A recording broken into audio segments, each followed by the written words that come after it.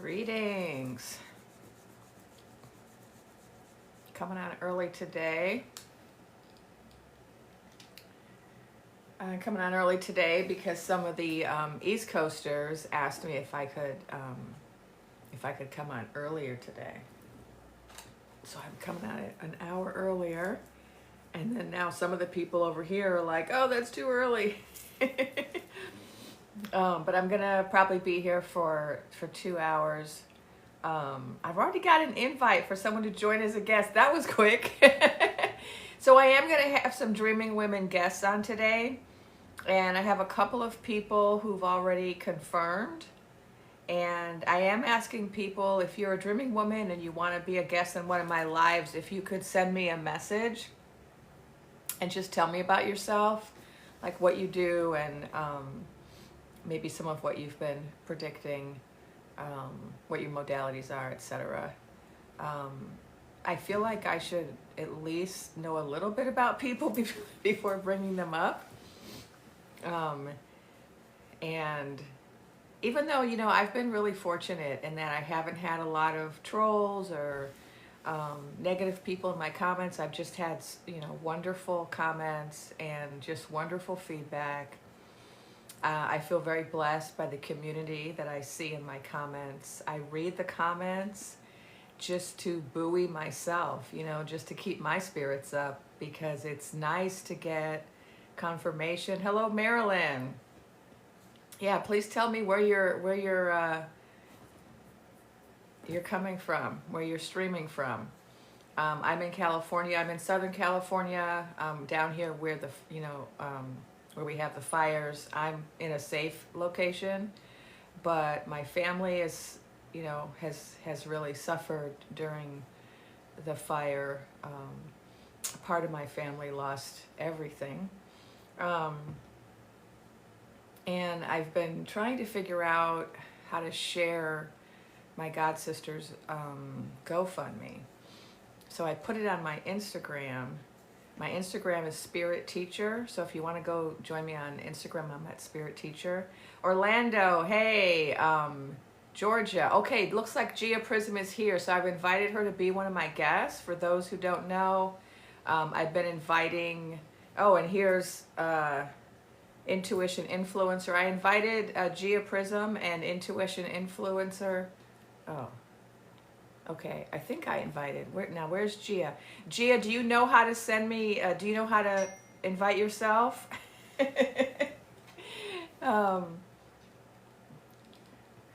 yeah, I'm gonna put it. Oh, someone said put it on your YouTube. That's a good idea. I'll put the GoFundMe on my YouTube. And so there's at least 2 dreamers that we're going to hear from tonight. Intuition Influencer from Canada. Oh, and Gia Prism. Oh, here comes Gia Prism too. Okay, great. Hi, Gia. Hello, hello. I'm so glad I got you. So Gia has young children, and she doesn't have much time with us. So we're going to have her talk first. And I hope you don't mind, Alyssa. Alyssa, we can't see you though, so I don't know if that's intentional. That's there weird. you are. Oh yeah, I was just frozen in time. Hi. Hello. There's your beautiful face. Hi. So it's so see you good to both. have you both here. So for people who don't know, I've been trying to invite dreaming women to my lives so that we can all talk together and form community. And Gia and I have been mutuals for quite a while. She's the first person that I saw on this app who was getting information similar to what I was getting, and I reached out, and she was the friendliest because she and I immediately got on the Zoom and talked, which was wonderful. Whereas I reached out to all the other people and didn't hear from many of them for weeks, some not at all. But Gia and I got talking right away. Oh, good, you already gave her a gift. Thank you. Yes, please give Gia gifts and also follow her. She is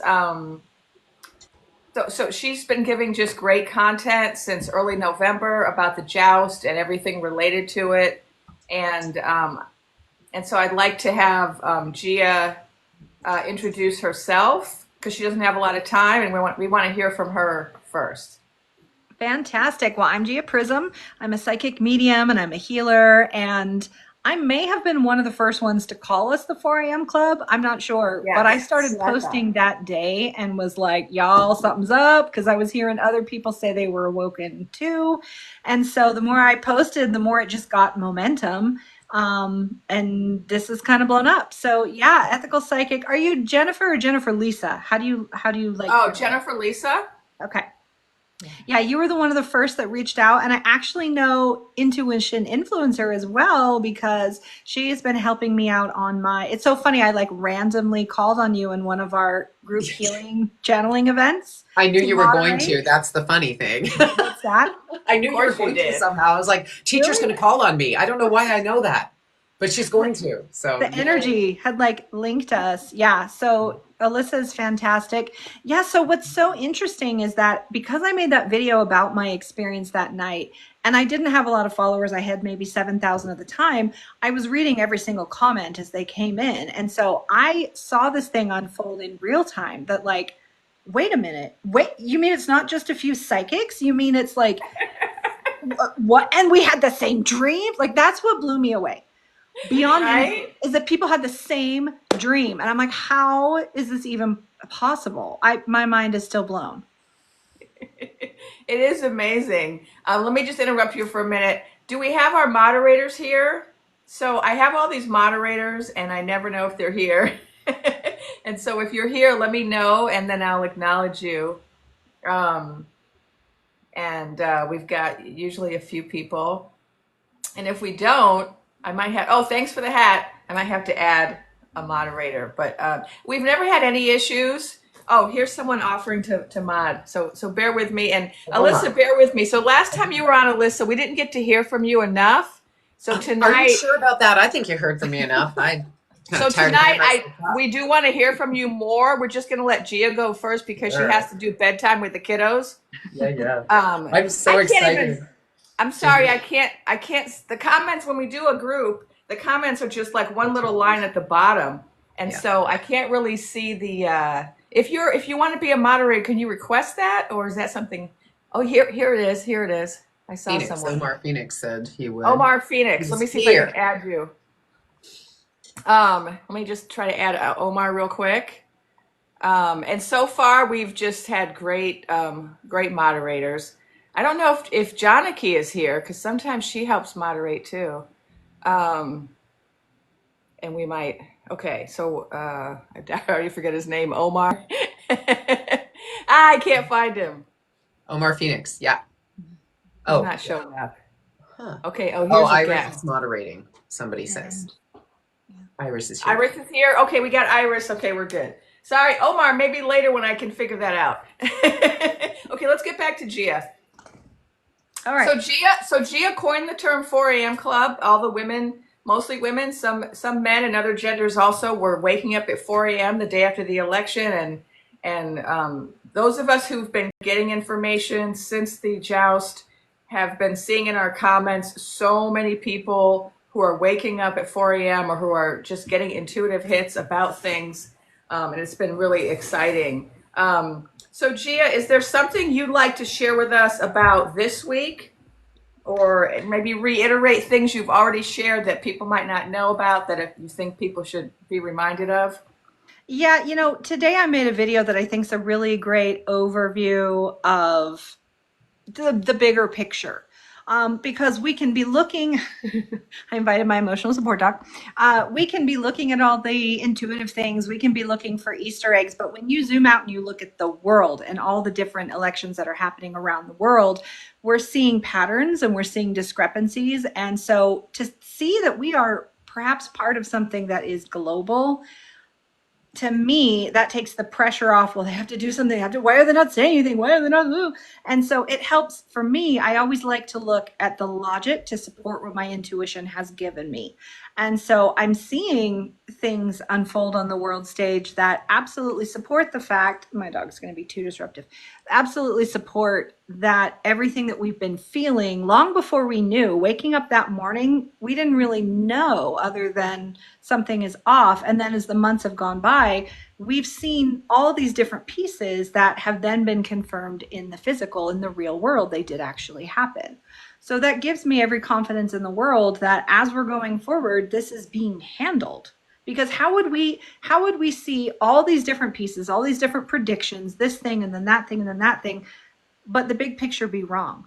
Like, how would we have gotten dozens of things along the way, but that big final piece of Lotus's POTUS, how would that be wrong?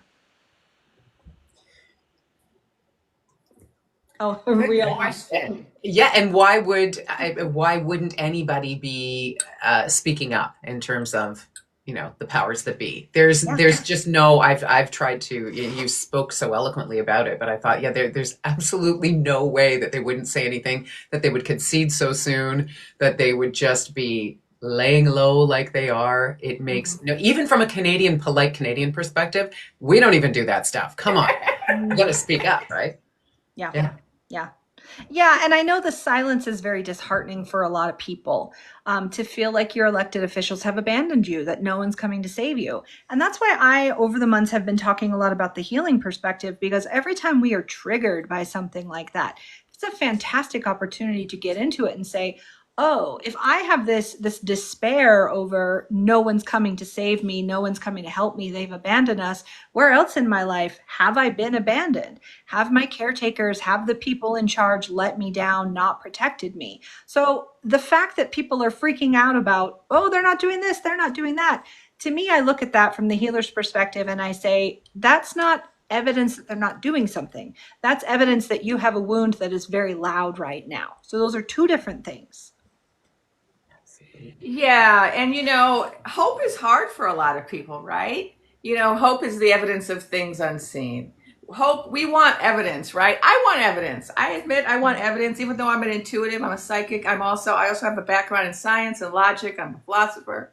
I want things to make sense. I go online every day and I look at, what is Empress CJJ saying? What is Raw Cognizant saying? What's Aaron saying? Because I want some evidence, right, for what I'm saying. We Yeah. all want that. But of course, the trick is, can we just trust in what we're picking up intuitively? And are we willing to, like you said earlier, if we've been right about so many things, are we willing to trust that we're probably right about the other things too? And that's the hard part. I know it's really hard. And so we have to kind of give people grace. We have to be compassionate about the fact that it's very hard for people to hold on to hope when we keep getting what looks like counter evidence, right? These dates keep going by, these dates that we're all excited about, December 3rd and December this and January 3rd. We just have all this excitement and then they pass by. It's just crickets. So yeah, I feel like, Gia, you have really provided so much for people in terms of helping people to navigate this emotionally, in the kind of offerings that you have and the way that you talk to people about how to manage expectations and how to, understand your gifts. And so I really have appreciated that about your work. Thank you. Well, and it comes honestly, not only that this is, my role as a healer and I view the world through a healing lens. So that's the type of support I offer. But there were times in the past where I didn't handle this well, where I've been through these. I mean, I look at how I handled the pandemic and that triggered so many of my fears and my anxieties. And I was an absolute mess at that point in time. So I have deep empathy for people who are struggling right now. And so not only using my perspective as a healer, but what did it take in that time period to get me solid and back on my feet and trusting? I'm kind of tapping into what I learned there. And because I went through that and I conquered it, that makes me even more confident in the message that I'm sharing, because I'm like, I know it works. I know it all works, or I wouldn't be saying it. That's interesting. I feel the same way. Like my journey began with the advent of COVID. So I believe that's not a coincidence that we are able to help people because we have so recently been there. It's not like, I've been doing this my whole life. Right. It's like my healing is ongoing, of course, but quite recent. Yeah. Yeah. And because it's fresh, I remember every excruciating detail. Yeah.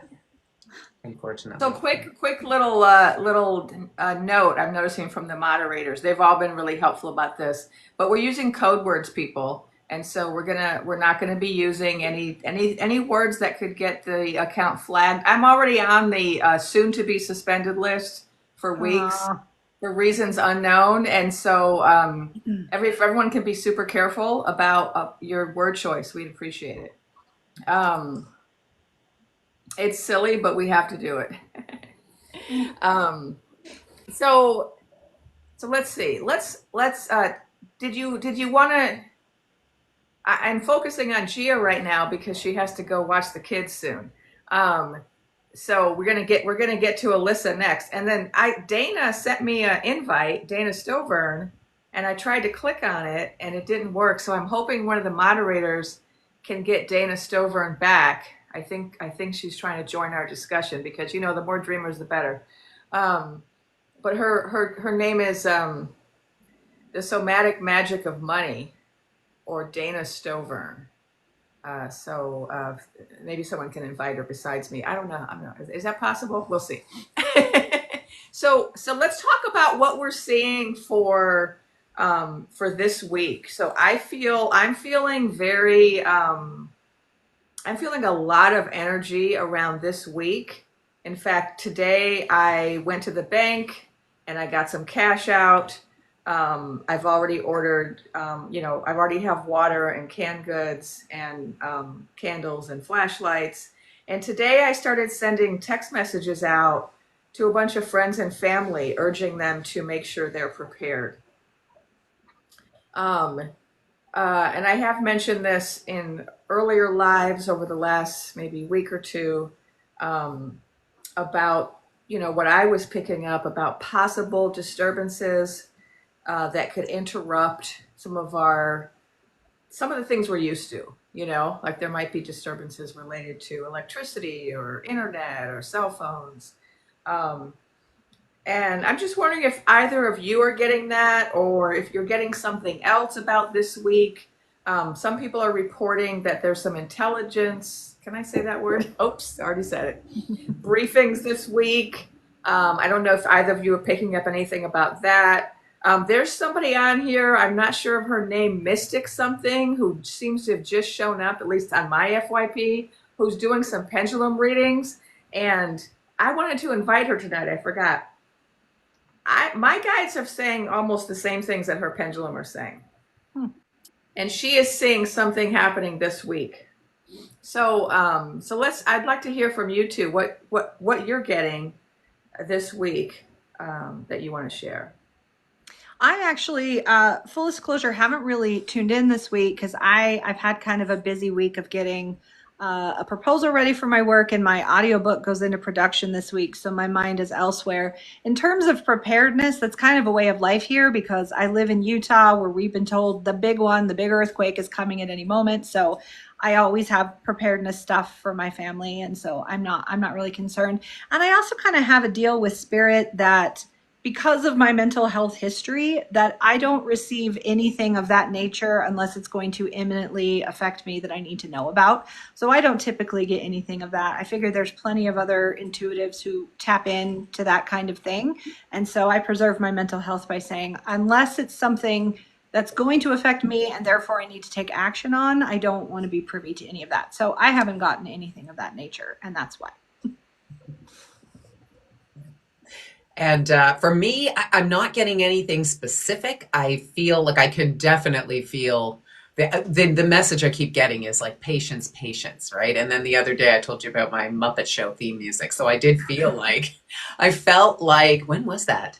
The days are all blending into each other. It's Monday now, so it was like Friday. And I felt like something was going on Saturday. So this has been exhausting for all of us because we are tapping into what is going on, not necessarily what we are seeing. So I'm tapping into, there's a heck of a lot going on right now. But the ego side of me is like, oh, but we got to find out when it is and when we're going to find out about it. And just the natural human curiosity comes out. So again, nothing too specific. I feel like I have felt for months like in Canada, we're going to have some kind of, or maybe not just in Canada, but I feel like maybe 2 or 3 days without power for whatever reason.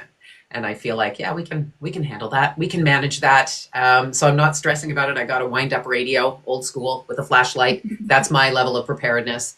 And yeah, and I feel like, again, it's that kind of electric air, like you can feel something's going on. It's staticky. But again, no specific visions or anything, just lots of messages about patience. And today I got in a meditation, patience is presence, which is of course what we're being taught, right? Patience is just we're learning to be present and go within.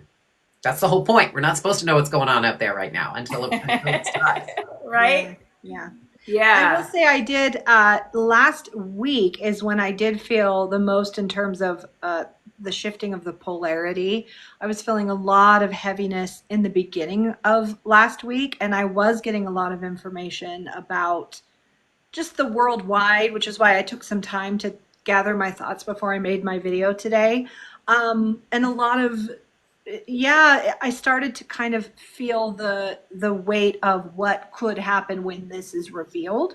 And it was kind of overwhelming. And that's when I was like, all right, if there's something I need to know specifically, please show me. But if not, I can't carry that weight on my shoulder about what could happen, retaliation, things of that nature. But interestingly, I did feel almost like a 180 shift last Friday where I popped out of bed and I had my own wake up song and I was like, oh, this is different. Oh, I'm on a totally different trajectory here. And that's why I made the second follow-up video today, which was about the role of transmutation and how we can preview these sort of maybe cataclysmic, unfortunate things, not because it is imminent or unstoppable, but perhaps in being shown, then we then have some power to say, okay, that's a potential, let's transmute that and let's shift that so that doesn't become inevitable.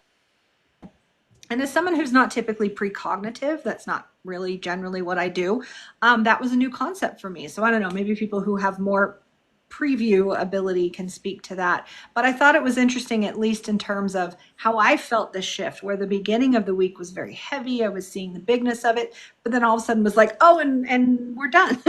Oh, I'm not feeling that anymore. I'm on to this new energy. I felt that too. I actually was driving and I felt it was almost like I was in fast forward. I dropped my daughter off at the train and then I was driving and I was like, whoa, did I just jump timelines? The energy felt completely different. I was taking no drugs, I promise. Shouldn't say that word either.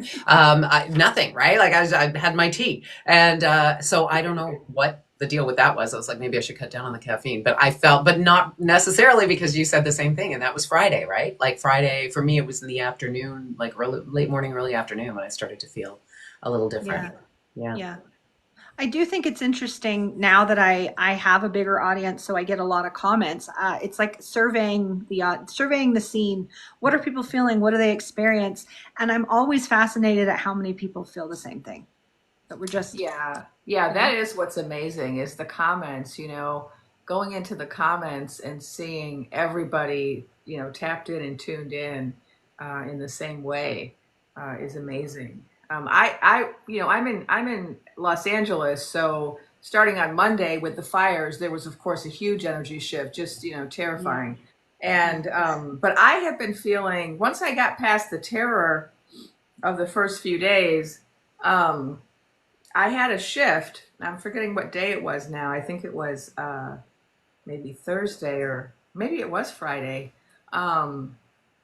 where I just started to feel very, very excited. And that's how I feel now. And so even though I'm telling people, oh, go get your cash and your water and your groceries, I'm not fearful at all. I'm feeling very excited, like we're very close. Because for me, when you're a precog, here's the thing, like you make these predictions and, you don't want to, some of them you don't want to come true, right?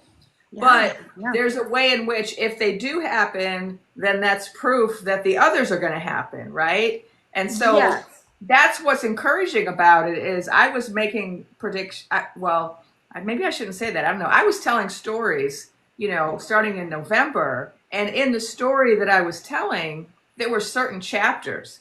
And some of those chapters have now happened. So like there was an early chapter about Starboy, and back then nobody was talking about Starboy. Now Starboy is all anyone talks about. And then there were early chapters about star beings, and back then nobody was talking about star beings, and now that's all we talk about, right?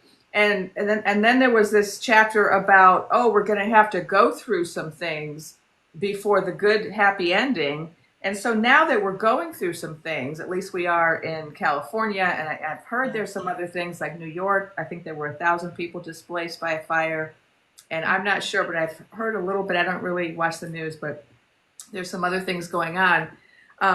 For me, when I see that those things are going on, even though it's very sad for us here in LA, because my family has directly been impacted negatively, I also feel like, oh, but this shows me that if those things happened, then the other things are going to happen, and we're closer, right? We're closer to that point, that revelation, which is exciting.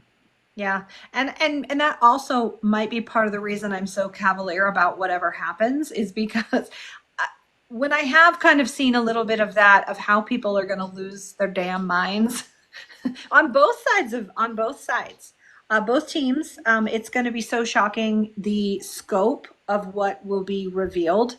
It is going to cause some turmoil. I tend to feel it's more mental, emotional turmoil rather than physical, scary, chaotic, outside of our homes doing scary things turmoil. Yeah.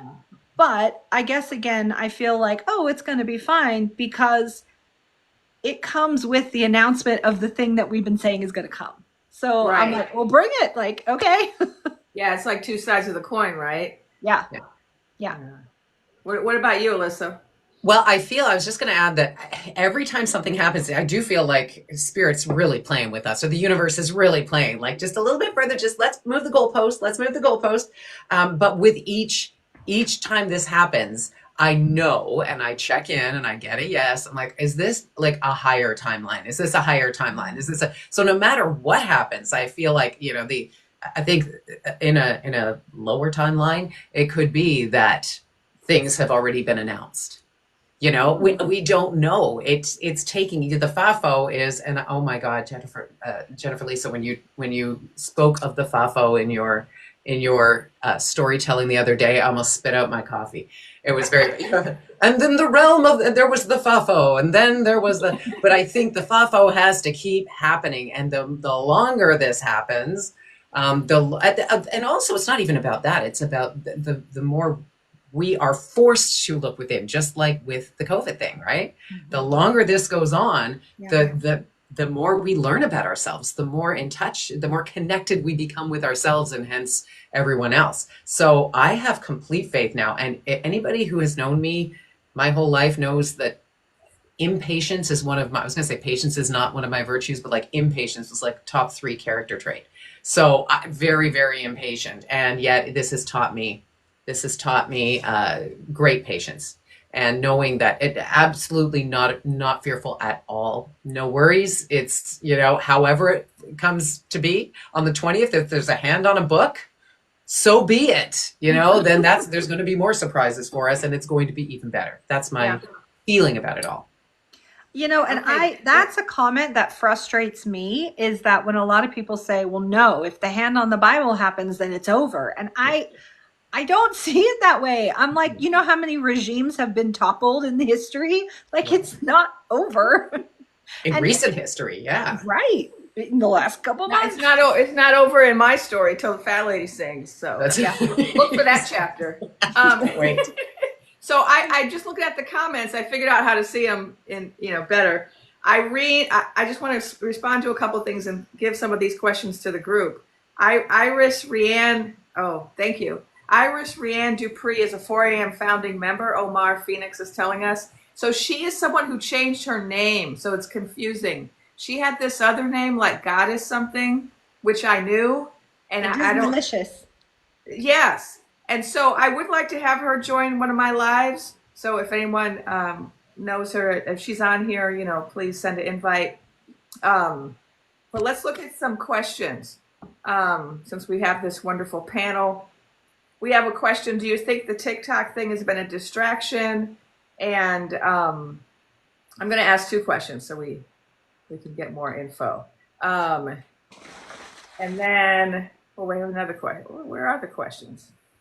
You have a lot of comments, a lot of positive comments.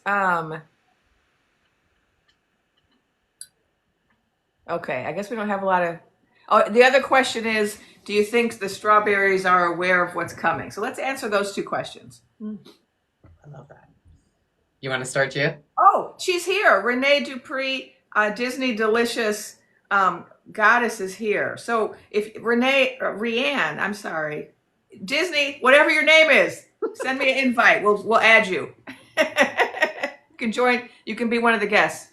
Okay, go ahead, you two. What do you have to say? I'm not sure who the strawberries are. I'm going to guess. I saw something really interesting. There's a woman I follow on Facebook who usually posts really lovely ascension related, evolution of humanity stuff. And I was reading through this really lengthy post of hers and was like, oh yeah, that's really beautiful, really beautiful. And then record scratch, she got to a point where it was clear that she's on that side of the aisle from me. And she said specifically, we are now concerned that the forces that be are not going to let him save us. So I was like, not only from that side of the aisle they're seeing it, but from people tapped into ascension who are on that side of the aisle are still like, oh, I don't think this is going to happen. And she didn't really say why, but I was like the cartoon, like, right. What? It's very exciting. Renee, Rianne. Rianne. Rianne, thanks for joining us. Yes, thanks for having me. I keep trying to join, but I kept getting denied.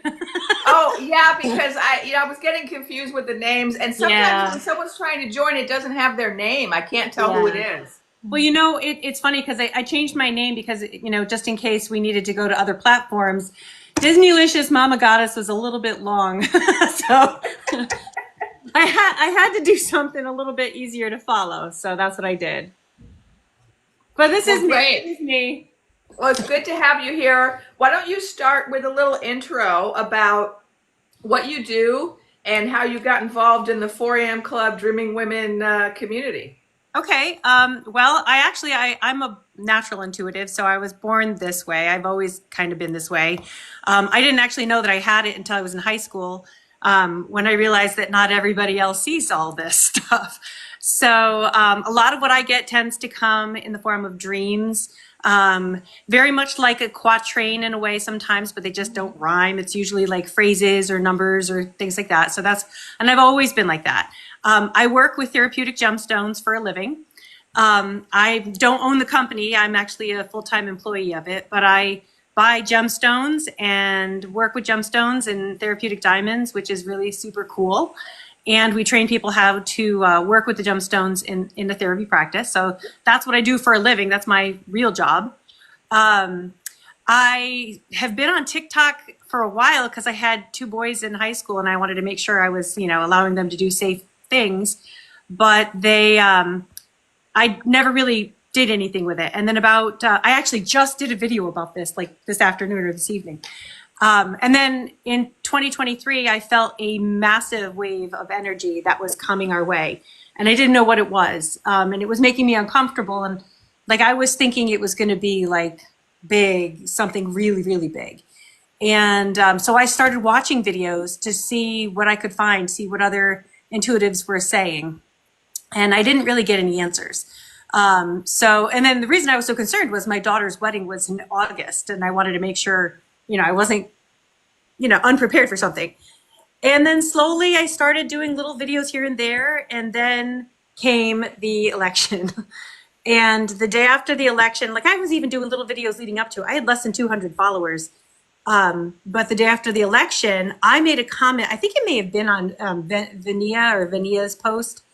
But I made a comment about how I woke up at 5 o'clock in the morning, Eastern Standard Time. And I said this exactly what happened was I was like, I saw a vision in my dream. I saw that, I saw the background. I saw the news reporters. I saw all of it and the numbers. And I woke up and when I checked my phone, the video that I saw on my phone was exactly what I had seen. And I went back to bed and I was like, oh my gosh, I literally just saw this happen. So I wrote this comment on somebody else's post that next morning, and over 100 people commented on my comment saying the same thing happened to them. So then I made a post while I was working at, I was actually working at a class. We had a 10-day class for work. And I was just making videos while sitting in the hotel lobby. And that went like wildfire. And that was my 4 a.m., which was actually 5 a.m. for me. But that was where I came across with that. And then I started talking to Gia, and, she and I seem to do a lot of the same things at the same time, which is kind of funny. Like, we seem to be on the same wavelength a lot. But yeah, so now I'm very private when it comes to a lot of my intuition. Like, this is a really big deal for me to be putting things I see out there. But I've been letting people help me try and decipher the dreams which come through, or the phrases sometimes I get when I zone out. And that's a little bit about me. And I'll put out stuff, and I'm not best at interpreting it. So I'll see things like tonight I saw when the birds stop breathing, and I know that means something. Like, it's not a phrase that I would have ever come up with on my own. And I saw what looks like a canary in a coal mine kind of thing. And so in my head, I would interpret that to mean like there's probably going to be some toxic gases. Maybe there should be something we should worry about with that. And so that's how my intuition works. Is I don't always see things exact, but almost always in hindsight, I can look back and say, that's what that meant, and that's what that meant. And it's been a little bit interesting to hear people comment on my page telling me, oh, you said that. Oh, you said that. And I was like, yay, I'm glad someone listened. So that's me. That's my story. And I'm Renee Dupri, so that's how you can find me now. So. Okay, great. Yeah, we've been smelling a lot of toxins here in Los Angeles. But yeah, I'm looking to see if there's any more questions that we can all answer. There was another one. Well, a general question I can ask you, Rianne, is: are you getting any information specifically about this week? And another question people are asking is: what about the lockdown at that Florida circus place where the Naked Emperor has his castle? Some people are asking about that being on lockdown. So for this week, I actually said earlier in this week, the first day that I saw it, because I've been watching the Schumann Resonance since the summer of 2023. That was one of the first things that I started watching. And when I see the Schumann Resonance, I kind of see that very similar to the way I see tarot cards, where I'll see pictures and understand what the pictures mean when I see them. And very early this week, I said that it reminded me of a weighted blanket. I saw this quilted weighted blanket. And the energy that we've been under now for probably about 3 or 4 days has, probably since last Friday, it's very heavy, but it's stable. Like, it's not a heavy and oppressive feeling to me. It just feels kind of like a weighted blanket that's trying to keep us stable and calm. Although it's funny because I made a comment the other day about that on the girl that I listened to, her resonance, her Schumann resonance. And she's like, well, but I kind of want to peek my head out. And I was like, I get that, but I think I just kind of want to stay stable and hold on to my energy for now. I have not watched the news since the election happened. I was very clearly told no news is good news. And Please don't use that word. Oh, sorry. I'm not good at this thing. I'm okay. But my account's under attack, so I have to be very careful. I'm so sorry. But yeah, so I have been very careful with not participating in that. And so I don't really know a lot of things that are going on above water. The Clownmobile in the South, I'm trying to see if I'm getting anything. I didn't really know about that. So actually, people in the comments are now saying, some people are saying they live down south, and that's not accurate. the Yeah. so-called circus lockdown is not accurate. So I had just heard of in the comments people asking, but so maybe that's not accurate. I don't have any information on that. Me neither. I didn't know anything about that. And if I try to think about like the energy headed that way, I'm not really getting a lot.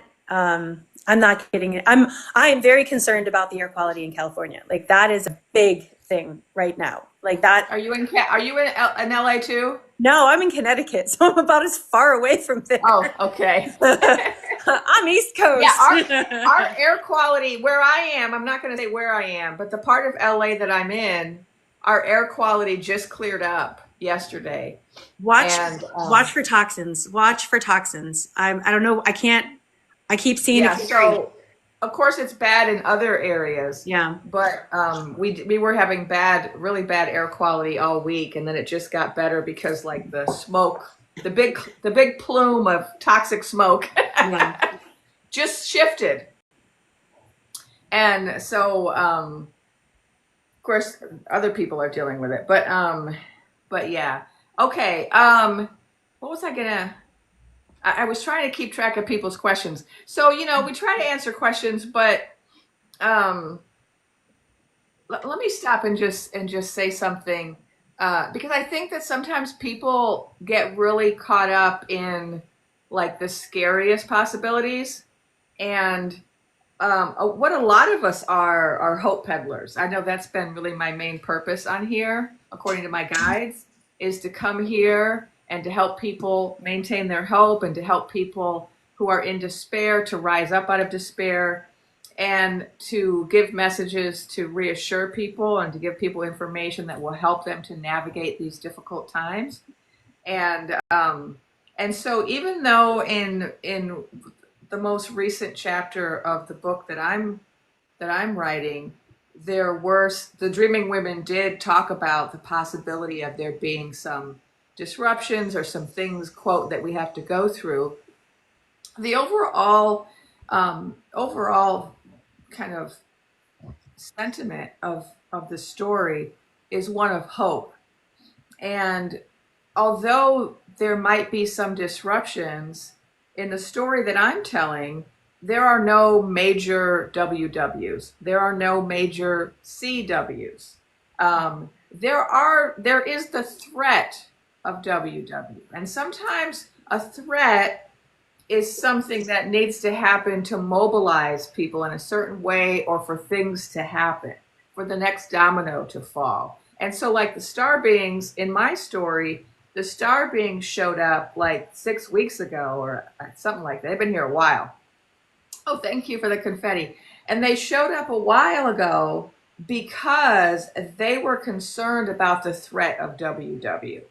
They were concerned about our joust because of because it could lead to certain people like Starboy and Rasputin and Naked Emperor wanting to get involved in using Newtonian weapons, which could have led to a WW. But what they assured me in the story is that that's never going to happen. They're never going to let it happen. It's never going to happen. But the threat of it is something that can mobilize us or can cause certain other actions to occur which are positive. And so sometimes we do have to report on things which are a little bit worrisome, like, oh, there might be some disruptions in our cell phone or our electrical grid, and so go get your water and canned goods and candles, right? And cash, because in case your digital apps don't work, right? Like, we may sometimes have to say things like that. But keep in mind that the overall feeling of this story is one of progress, positivity, and unity. And so I just wanted to insert that. And so, does anyone else want to share anything? Well, I have to take off, but I will just echo of like, preparedness can be done in a way that is terrifying or in a way that brings you peace. So it's how you look at it and how you process it. Like I say, it's just kind of a way of life here, especially as a mom when I still have littles at home. It's my job to make sure everyone has everything they need. So we've always got that stuff, and it doesn't bring me fear. But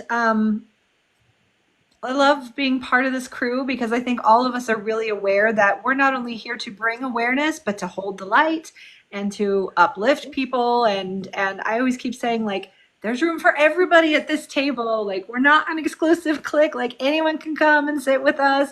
Anyone can find hope and find peace. And so I love that. And I love being a part of this. So thank you for having me on. I'm going to go make dinner, put the kids to bed. Thanks, All right, Jen. thanks for joining us. Maybe we'll have you on again later in the week. Okay. Bye. Bye. Bye. Okay, so I saw a couple questions since we were talking about preparedness. So I had just started out the live by saying that today I went to the bank and I went and got some cash out just to, keep on me. And I have water and canned goods and candles and flashlights. And these are all things that we have to have for earthquakes in California. And then if you're in the South, you probably would need those same items for a hurricane or a tornado if you're from the Midwest. So these are just like emergency preparedness backup supplies that I'm suggesting that people have on hand.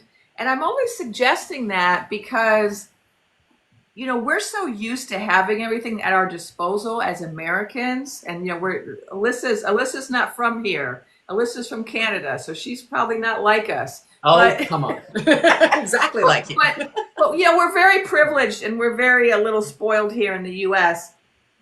And sometimes we don't handle going without very well. And so being prepared is just about kind of managing our stress levels, right? Like if suddenly there's some interruption, like I was in a hurricane once down in Florida where we had nothing, we couldn't get access to, transportation, cell phones, internet, grocery stores, ATMs for a week, news, nothing. We were just like living in the third world. And it was for a week. Now, people can freak out if they don't all of a sudden don't have access to everything they're used to. So if you just have those things in your house, like if you have candles, if the lights go on, you're not going to panic because you can just light a candle and it's okay. And if you have, if the ATM machine isn't working, like when I was in that hurricane, the ATMs didn't work. And I literally had $40 in my pocket. And thank God, that was enough for me to get some peanut butter and bread and some water to make it through the week. But whatever you had in your pocket was what you had. And it was only a week, right? But even just a week can cause people to get stressed out, right? If they don't have like water and a candle or some canned goods or something, or some bread in the cupboard. So when I say prepare, that's what I'm talking about. I'm not talking about a WW. I'm just saying get your emergency preparedness supplies that you normally would have had for any other kind of emergency. Just get them on hand so that you don't panic or get stressed out if anything is interrupted. I want to add. Oh, go ahead. Yeah. What'd you say? I was going to say, just to add to that and to what Gia said, that, we have two options here. We can move from a place of fear, which is why there was no toilet paper on shelves in early 2020. I mean, I remember going, if we run out of toilet paper, we're at home. I don't want to get graphic, but ain't no big deal, right? So it's a few things. First of all, like, let's not move from a place of fear ever. Like, just ask yourself, is this motivated, by just a need to be secure and prepared? And what I've always told my clients is set expectations, set your own expectations as opposed to being fearful. So I'm expecting that there could be some interruptions if, what all the dreaming women are saying is coming true. And so wonderful. Once you know something is coming up, it's not a big bad monster anymore. Then it's like, great, I've prepared for this. And I also, to your point, we're pretty spoiled up here too. And we have our phones and we have our, all of the amenities that we can imagine. But I am already becoming more grateful. Like, this is a wonderful vehicle for gratitude. So in this moment when I think, yeah, you know what, I'm not fearful at all, but like we could have a few days without this. So I actually stood at my sink with running water yesterday and the lamp that was on my counter and looked outside and thought, how wonderful is this to have this? So we can't be grateful until it's that sort of whole duality contrast thing, right? We don't appreciate the light until we've seen like literal dark sometimes, for a day or two. So so again, there's always that way to view it, which isn't just Pollyanna sprinkle it with fairy dust. It's an invitation from the universe to say, what can you do with this, right? And so no fear needed. That's my input. Yeah, so that's why we prepare, just so we can minimize that fear. Like we don't need to be in fear. We should be in hope, right? Because when some of these things happen, it just means we're closer to the happy ending. So we got Johniki that just joined us with a cute little fur baby.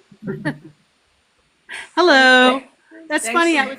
I tried to make a video tonight and I just didn't feel it, so I erased it. But it was talking about just what you were talking about. And I remembering COVID, and the first 3 days we were kind of panicked and on edge, but then after that we're like, we're on vacation. We kind of got into finding, everybody found a new hobby to do, or went out and started gardening or something like that. So people making bread.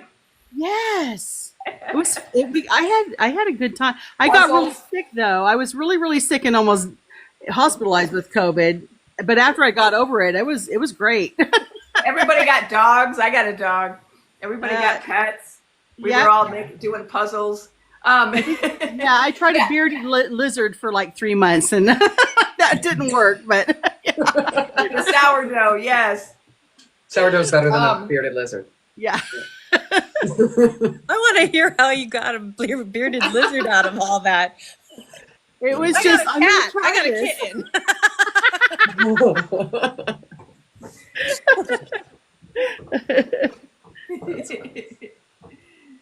Okay, someone said they're still doing puzzles. So I'm just looking at to see if there's any new questions.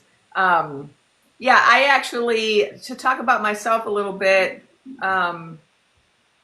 I don't do a lot on my channel. So I'm a medical intuitive and a psychic medium, an energy healer, and I teach everything that I do, and I write books about it. And my precognition is a gift I've always had, but it's a gift I don't use a lot because I don't care for it. And whenever I'm teaching my students, I teach. I've taught everything: psychic development, and I've taught everything. Every clair, mediumship, etc. And so I'll have classes on everything like precognition and telepathy and remote viewing and all kinds of fun stuff, right? Because all that stuff's fun. But I always tell my students, there's two gifts I really don't care for that I have: precognition and psychometry. And so those are two gifts that I don't use a lot of, because when I was, and I've had these my whole life, and I didn't like touching people and things and getting information about them. Yeah. So that's psychometry. I don't care for that. And then I also didn't like seeing to the future, because generally when you're a precog, what you see is, bad stuff, right? Someone's going to die or something bad, thing's going to happen. So, so it's a gift that I don't use a lot, but I'm not in charge of how I use my gifts. My guides are. I have a lot of spirit teachers and guides that I work with, and ancestors and angels, just a legion of them that are running my life. And they told me during the pandemic that I had to start making predictions at that time. And so I did that on my podcast, Journal of a Medical Intuitive. And that was something I hadn't done before, but I had to do it for that period of time. And then, on November 7th, I was given the message that, it's time for me to start using my precognition for this current situation, this joust situation. And so that's when I started coming on here and posting almost daily stories about the Naked Emperor, the Lotus Queen, Starboy, Theos, Bozo the Clown, the Mole, and what other characters have I forgotten? Those are the main characters in my story. And I heard some this pendulum user, Mystic. What's her name? I did say if she jumps on here, we could add her. Of course, now we have she's great. Too many people, but Mystic something. What's her name? I'm trying to think. Maybe we can have her on tomorrow, because we have a full house right now. But so I only noticed her recently on my FYP, but I've watched her last 3 pendulum videos, Mystic something. And I found that what she was getting agreed with what my guides have told me. I don't know, maybe 90%. So so of course my measure for who I think is good is who gets the same information I do. I've been DMing her, and she wants to do. She's really good with meditations. And what? I didn't hear what you said before. What? I've been messaging her, and she's really good with meditations. She's really leans heavy into the witchcraft, but she's very knowledgeable on that. So she has classes on Mystic witchcraft. Shadow. Oh, the people in the comments have been trying to tell us. Yes. Mystic Shadow. Great name, Mystic Shadow. And She gave me so I her don't know first anything name, about but I her. can't remember. Huh? She gave me her first name, but I can't remember right off the bat right now because my And brain's- what I like about her, so Dana, we're not talking about Dana, but Dana's awesome too. Magic of Somatic Money, another pendulum user, another psychic medium who uses the pendulum. She's been on the live with me, and she's one of my mutuals. But this is a new one, this Mystic, see, I've already forgotten it. Mystic Shadow. And what I want to say about her and Dana, I know a lot of people use pendulums, but what I like about them is not just that they get the same information I get, but also when they're holding the pendulum, their arm and hand are not moving at all. We have to be, we have to have standards, people. We can't just accept anybody's word. And when I see a pendulum user whose hand is moving, I don't trust anything they say. Because maybe they're not consciously doing it, but maybe subconsciously they're moving their hand. Your hand should not move at all. If you're doing a pendulum, you should hold it in such a way, where's mine, that you can't move it. Like you hold it so that you can't move it. So people, be discerning when you're looking at, oh, here we go. Alyssa can show us. And yes, you're right. I saw somebody the other day and her hand was like this. I was like, well, yeah, that's going to be a no, right? Or a yes or whatever. Right? Yeah. I mean, we do have to guard. That's because we all have so much connected to the subject at hand. We are invested, right? So. Yeah, like I've been telling people I don't really use pendulums because I'm a telekinetic, but I've been lately deciding, I'm going to master this anyway. I can't let that get in my way. But so for example, you also have to figure out which hand is appropriate. Like I started out trying to use my left hand and I can't because it's kind of my dominant hand. So I use my right hand. So whatever is your dominant hand, you want to use the other one. I'm ambidextrous, so I never know which one is dominant. But so like the way you can do it is you have these little balances on the other side, and you can hold it in such a way that, you're really not, right? Like if you're just holding it like this, you're not going to really be able to move it because you don't have leverage, right? So I'm sure there are people on here who know more about pendulums than I do. But, we have to be critical. So just because we're psychics doesn't mean we just accept, anything. But I've been really impressed about this Mystic Shadow and also Dana Stovern's pendulum work. Dana Stovern, because she's gets such detail. She's very systematic. I really like, everything I do is systematic. I'm a medical intuitive. It's all about systems, right? When you're dealing with someone's health, you have to be really precise. And so I like people who are systematic. That's just one approach, though. There's so many ways to be a dreaming woman. There's so many approaches that are equally valid. It's about how to ask the right questions, and that's a skill in itself, is asking the right questions and how to ask them. And Dana does such an excellent job at kind of going around and circling into the subject matter and getting that answer correct. And that's a skill.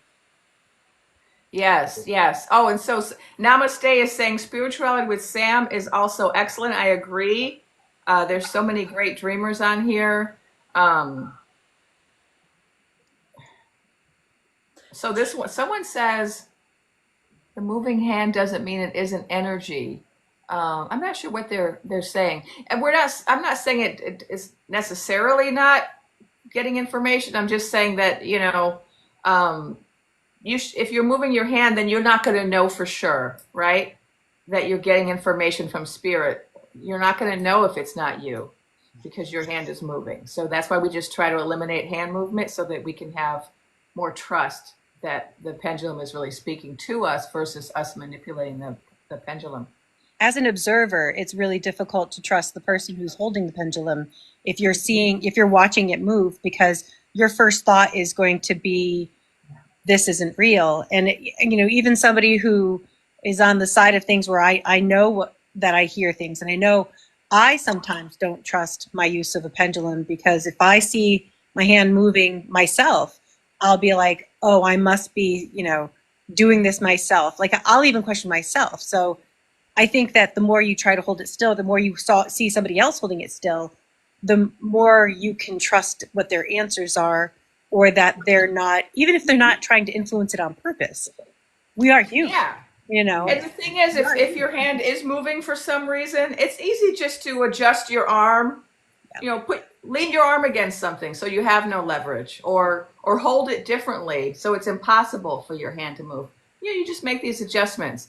And I'm only bringing this up because, we're coming into this new era, right? The rise of the divine feminine. And we're coming into this era where intuition is going to be more respected. And we've had a problem over the last few hundred years of things that we do being looked down on, denigrated, and challenged, and people being very skeptical. And so, I do think that we have to get back to kind of the old ways of people who want to develop these gifts, taking it really seriously. Like in many indigenous cultures, like the ones that I've been trained in, you have to study with someone for a while, and you have to kind of really learn discipline and perfect your craft. And it's not just a dalliance. It's not something you just take up on a whim. It's something that you really put some concerted effort into developing. And you expect people to be skeptical, and you expect people to be critical, and you're able to take on that critique. And so if someone were to say to me, oh, I see your hand moving, I would say, okay, I'm going to figure out a way to stop moving it, right? Because I want more people to believe in intuition. And it's okay for us to be questioned or to be challenged, because we know that this is real. But sometimes we do have to convince people. And I think that's okay, because unfortunately there are a lot of, what do they call them? Shysters, fraudsters out there giving us a bad name. So, that's just our reality. But let's get back to, someone just asked for story time, and then someone else asked about what's happening this week. Someone's working with rods. So I'm seeing all these people looking with rods, which I think is so exciting too, all the rods. We're going to have more and more people doing this work. Pendulums, rods, right? The great thing about tools, all these tools, like some people don't use tools, some people do. But the great thing about tools is it's like it makes it really accessible for people who are just starting out. So if you're just starting out as a dreaming person, you have these intuitive hits, and you're not sure, oh, how do I do this? Then getting a tool like a pendulum or rods or cards, right? It just kind of makes it easier for people to develop their gifts sometimes, to go through these tools. And so that's what's, I think, really exciting about them is having these tools on here. I gotta share, I've been, how books find you. All these audiobooks keep finding me about witches. They're all novels. They all take place between the 1600s and now. And the theme is, it's incredibly uncanny, because it's the whole idea of somebody not being believed, of these dreaming women who are healers not being believed, and then until they are, right? And so I welcome the skepticism, although I like to say to my clients, I've been trying to bring this work to the corporate world. It's an uphill battle, but a necessary one. But I like to say, just replace your skepticism with curiosity. That's what I ask.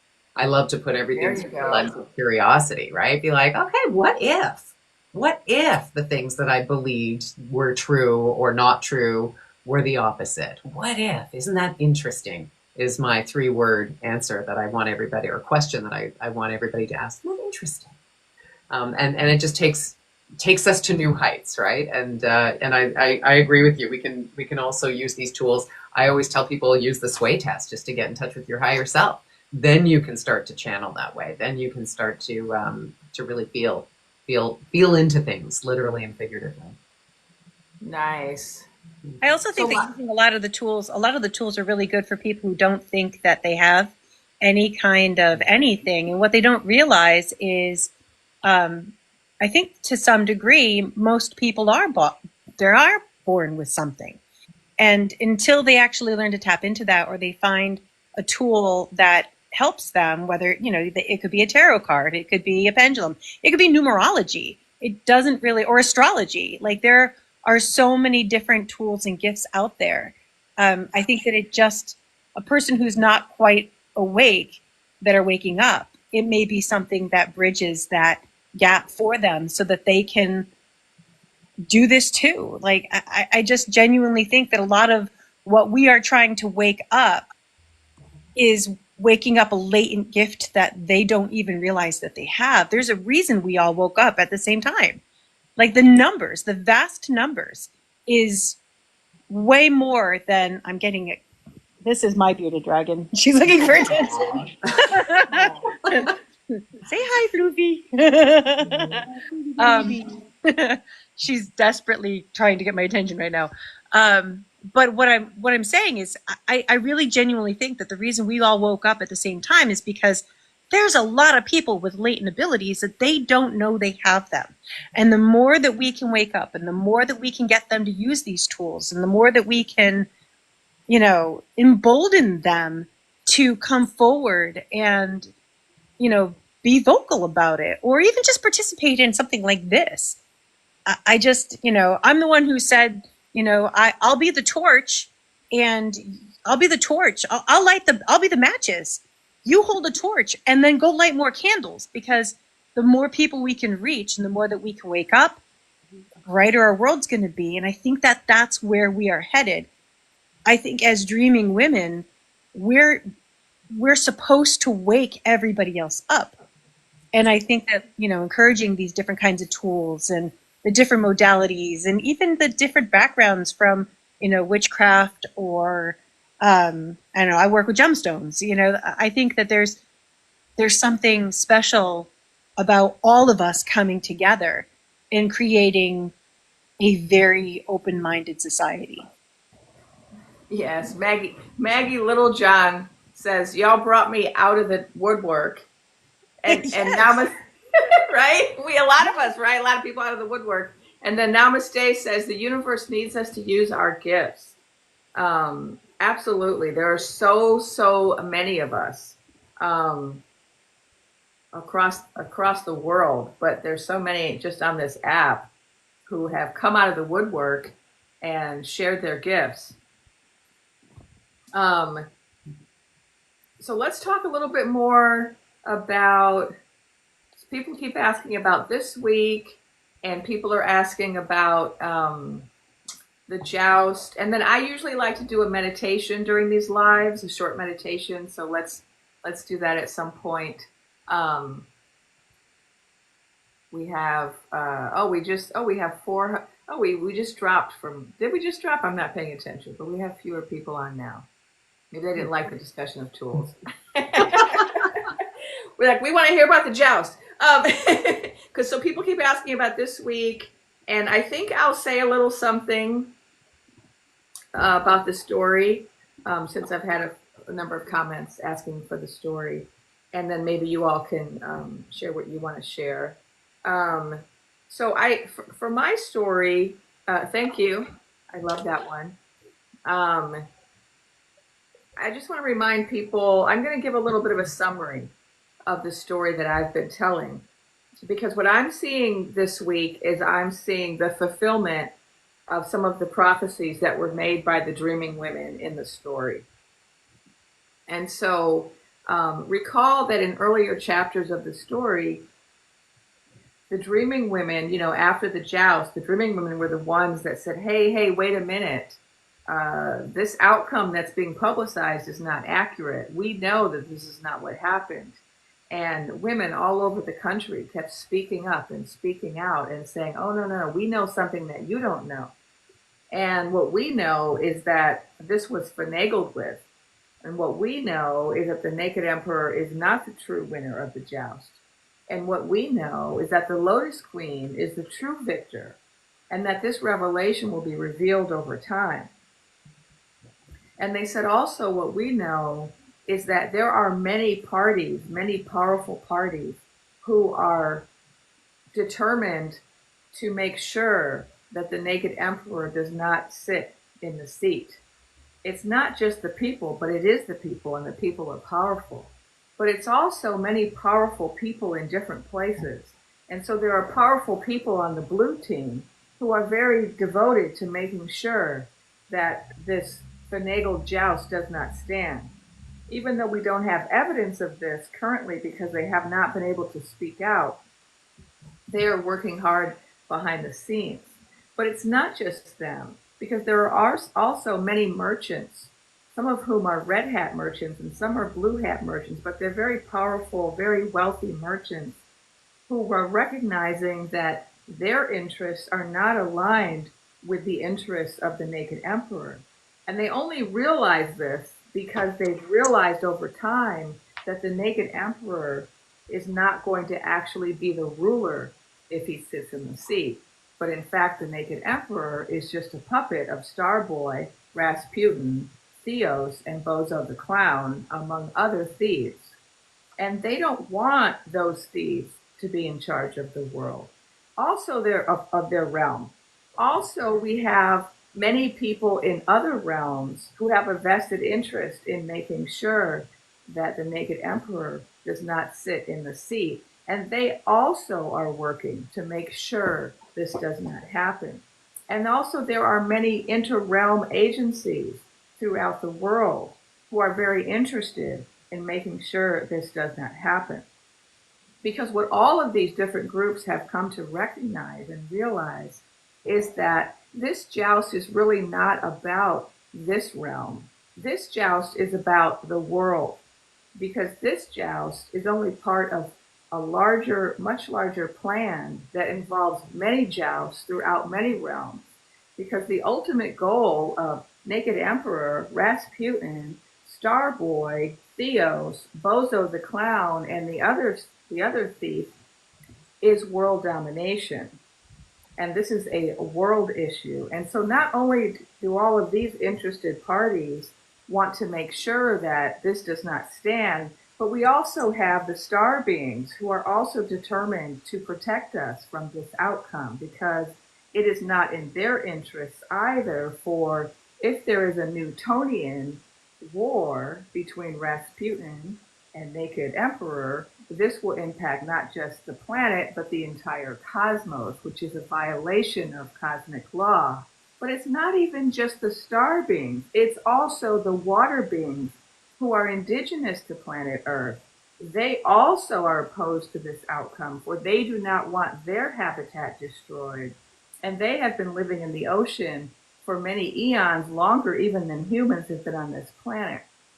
And they are also meeting with the star beings. And then, too, there are the beings who live under the earth in what we might consider caves or the center of the earth. They, too, have been here long before the humans. And they also are not going to allow the destruction of their homeland. And so we must remember at this time that there are many, many groups of people, of beings, human and other types, who are all determined to make sure that this finagled joust does not stand.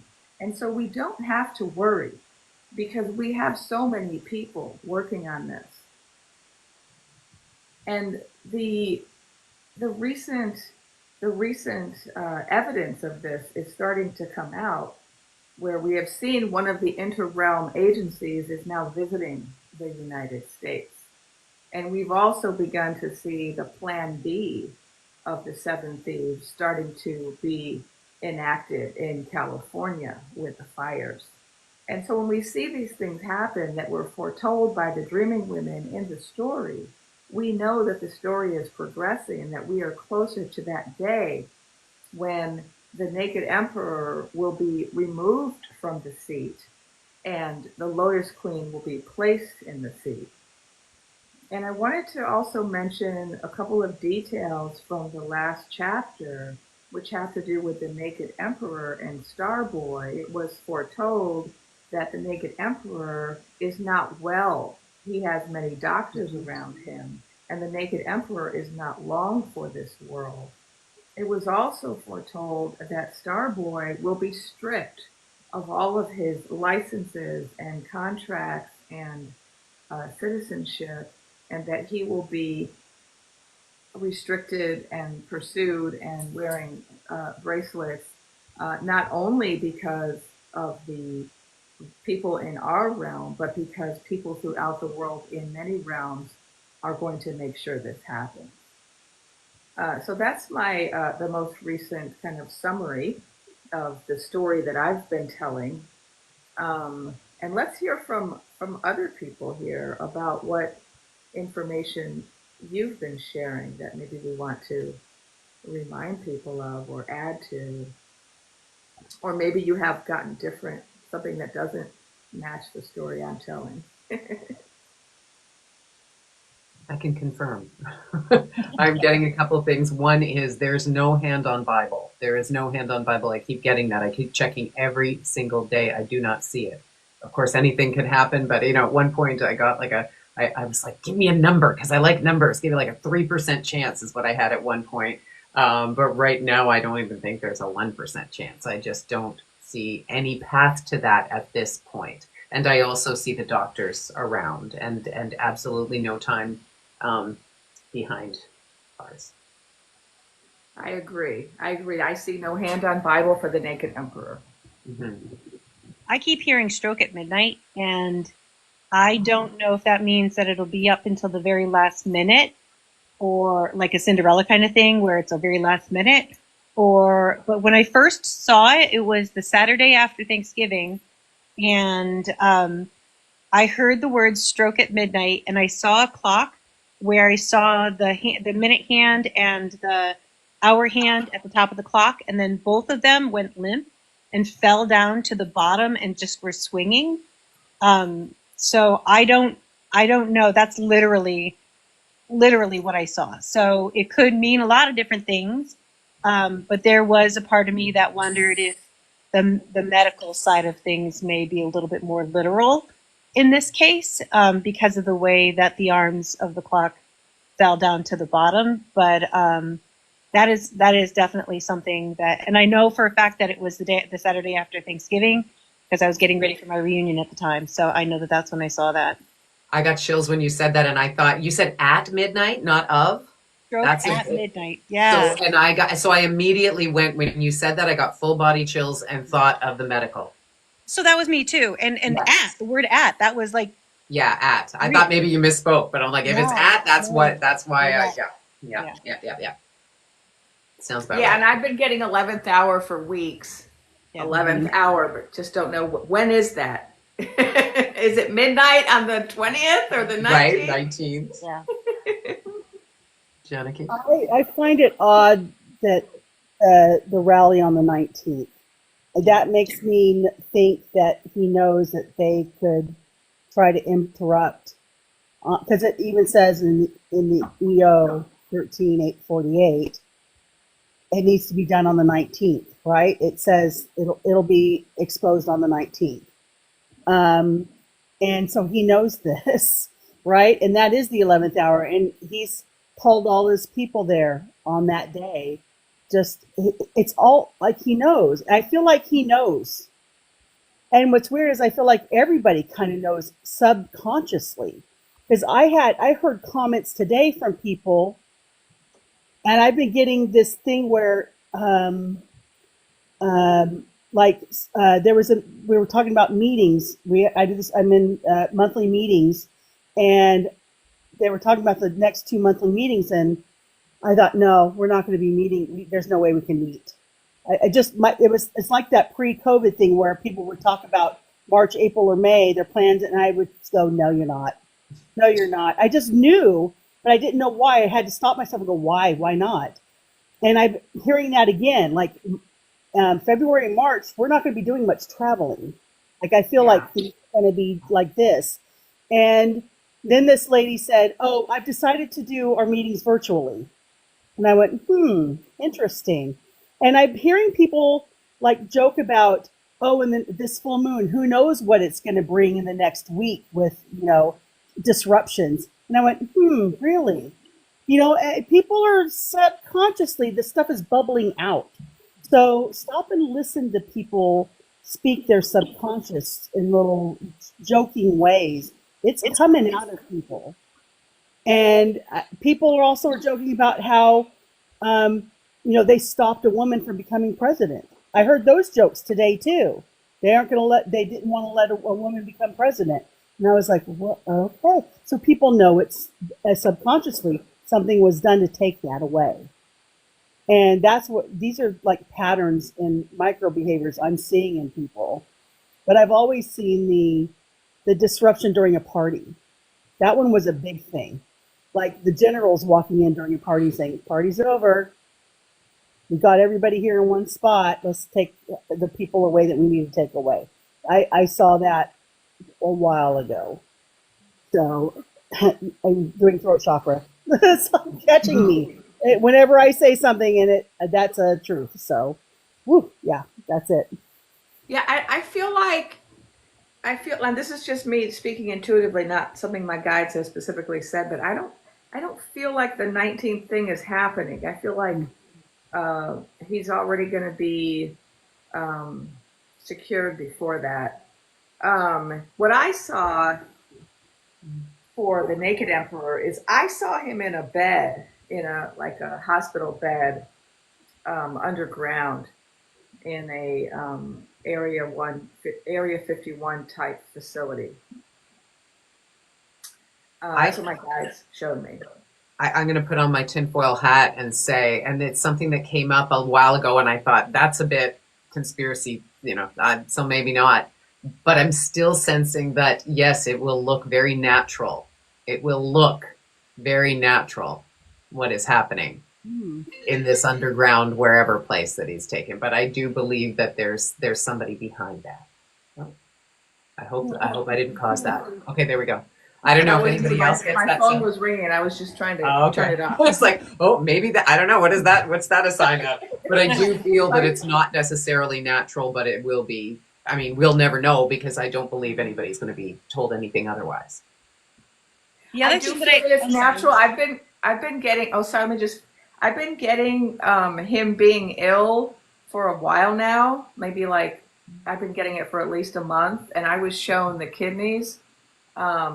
And so to me, it looks like just an actual disease process rather than any kind of bad actors or anything like that. Mm-hmm.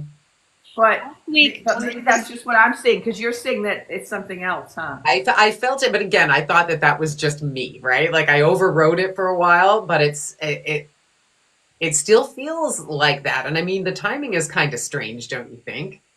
If it does come to be, it's very interesting. Yeah, I would like to hear more people tune in on this because I haven't really heard a lot of Dreaming Women talking about this particular issue. Were you going to say something about it, Rianne? No, I was going to say the other thing that I saw last week was a spider web and the words wiggle the web. And I was going to bring up, the reports that are supposed to be let go this week and what is the impact that that's going to have. Are all these things meant to wiggle that web to draw the spider out? That was another very vivid thing.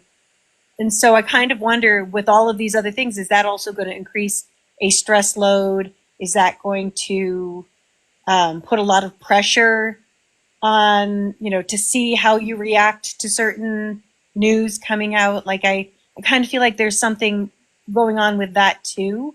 As far as this week with the reports, the jack of all trades, I'm trying to be careful, reports and that stuff coming out. I wonder how that's going to play into the health side of things, because the amount of stress and pressure, is it going to lure the spider out? Is it wiggling the web? And I had cut off from seeing that other side, seeing the Dumpty side, about 3 or 4 weeks ago because I felt a psychic attack come. Was it maybe 3 weeks ago? I felt darkness coming, following me from that. Like it was not a comfortable feeling. I've kind of cut off from that, and I'm seeing more the other side.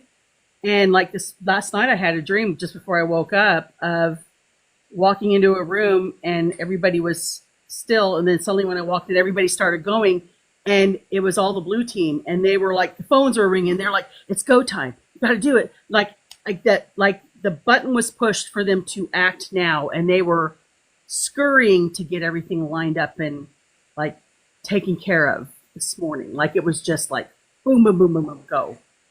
Interesting. Yeah. I was just checking the comments. Somebody asked for a recap. We were just talking about some psychic impressions about the health of the Naked Emperor, and we were talking about the Hand on the Bible Day. We were talking about the 19th and whether we saw anything happening there. And someone did request the visualization, which I usually do. So we might want to do that, but you know, we have all these guests here, so I want to make sure everybody, you know, gets a chance to share. And I did specifically want to ask Alyssa, since Alyssa's from Canada. Oh yeah, someone in the comments said, just remind people that I record all of these lives and then I put them on YouTube, so you can go watch it if you want to get the full conversation. I've been doing them almost every day, and this is the second Dreaming Women panel, so I'm going to keep doing these so you can hear from all of these women. But I wanted to ask Alyssa, since she's in Canada, if you have anything you want to share with us about how Canadians are viewing our joust, and maybe Canadian Dreaming Women, or also if there's a group of them there. Yeah, I have not, if there is, I have not come across them. I have become very separated from my people. Like, I'll give you an example. Over the holidays, was it before the holidays?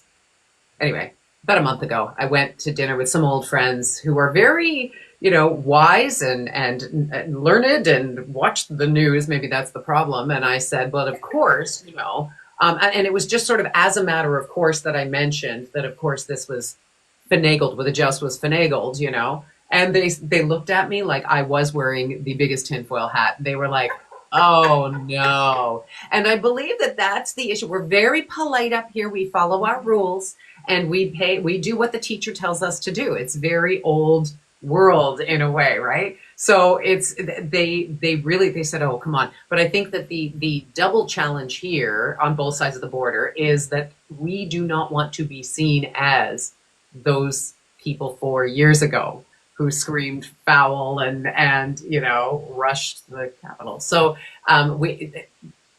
it's something that I feel very isolated in here. I've always had a vested interest in what's going on with all of you down there, having lived there and having my husband, as I like to call him, down there as well. So I've been very, very focused on this. Yeah, I think, again, people are very into the mainstream media up here. We've got our CBC, our government-funded network, and they are, well, I can't say what they've been doing in the past 2 months because I thankfully stepped away from it. So I will see some, you know, some dribs and drabs that people will send me, but they are just not getting the information. They're getting information that is not accurate.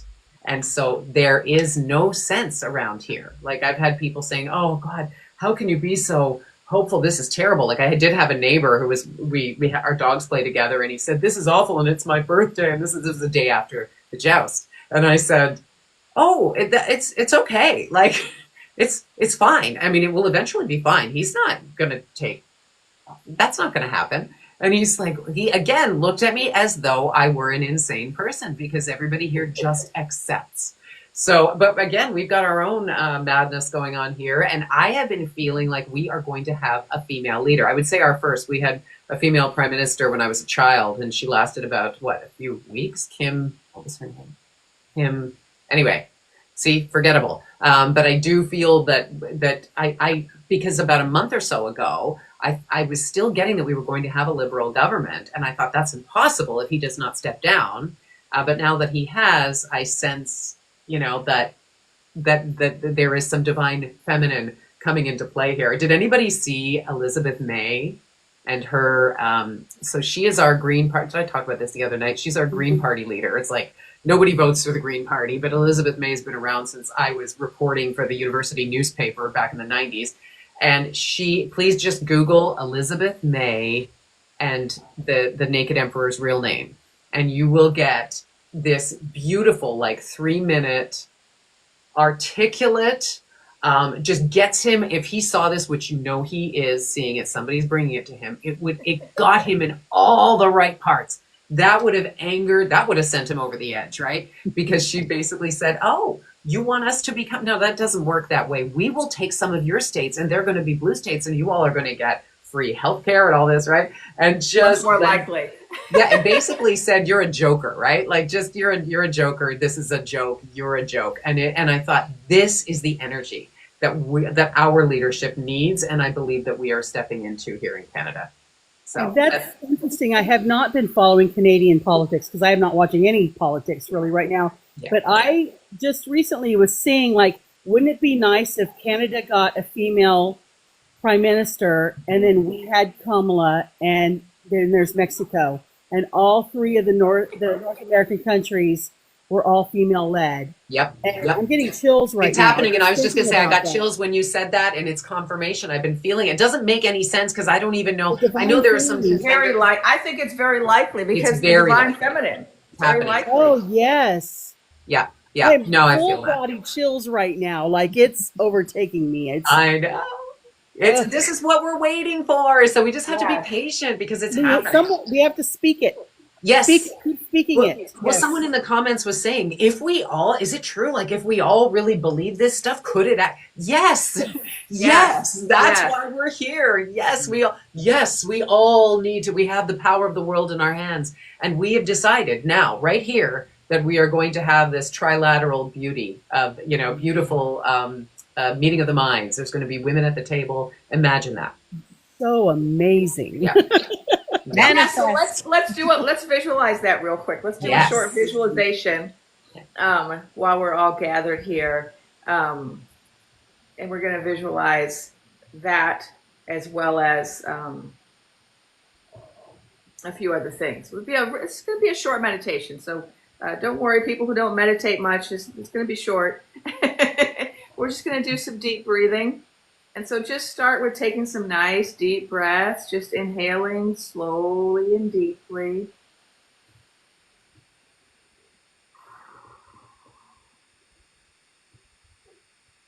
And just inhale slowly, and then exhale slowly.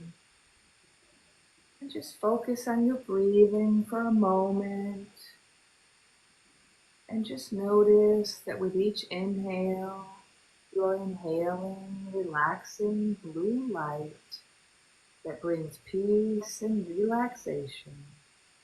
And with each exhale, you are letting go of gray smoke, representing fear, doubt, and worry.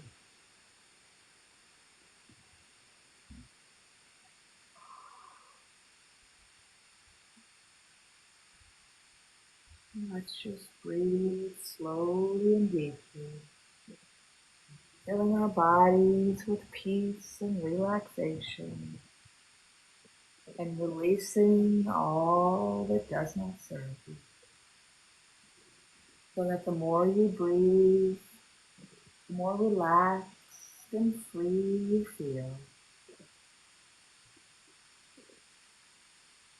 Now place your attention in the crown of your head and the top of your head, and notice there is a wonderful tingling sensation on the top of your head. And as you focus your attention there, it begins to grow into a cylinder of bright white light. And above you, notice a giant golden sun. And you recognize this golden sun, for this is your higher self, your source energy, where you come from and where you return. And you take your cylinder of bright white light and you plug it into your higher self sun, plugging your little self into your higher self, and you begin to charge up all of that divine source energy coming down into the crown of your head, moving down and spinning and expanding each chakra in your body, moving all the way down to the ground, to your feet and around you in a giant bubble of rainbow light. Marinate now in that energy, this infinite supply of divine source energy, healing, wisdom, and power. Expanding, getting bigger and brighter and bolder. You are now ready to visualize the future that you want to bring into being. And you begin to look out of your third eye, out of your mind's eye, you begin to look into the future. And you see yourself in the future. You see what you are doing. You see how you are feeling. And you zoom out and you see your family. You zoom out and you see your community, your neighborhood, your village, your town, your city. And you zoom out again and you see your state or province.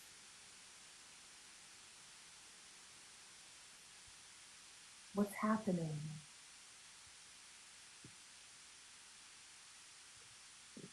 And you zoom out again and you see your whole realm, your whole country.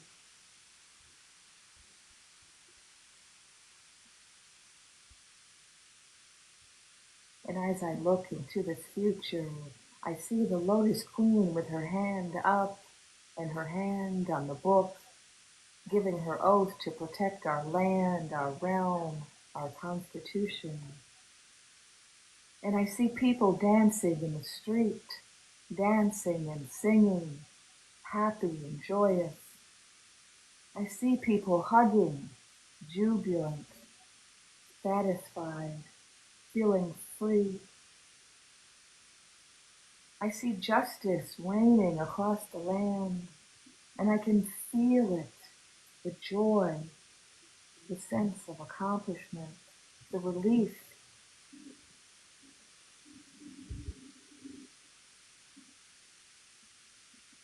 The whole world is celebrating with us. On the television and on the internet, we can see people dancing in all the realms, dancing in their lands and giving speeches. So happy, so proud. They all helped us with this. And we feel this wonderful sense of unity. We are no longer red and blue people, but we are purple people united as one. And we are no longer an isolated realm, but we are connected with other realms. And we are no longer focused just on humans, but we are looking at our sister and brotherhood with other beings, with star beings and animal and plant beings. And we have ascended. We are spiritually operating at a higher vibration, and we can feel that. We can feel it in our bones. The electricity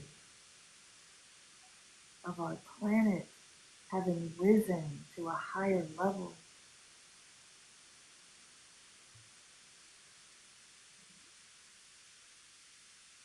And just enjoy the scene of the future, what you're seeing and feeling. Just notice everything that you see transpiring in the future and feel what it feels like.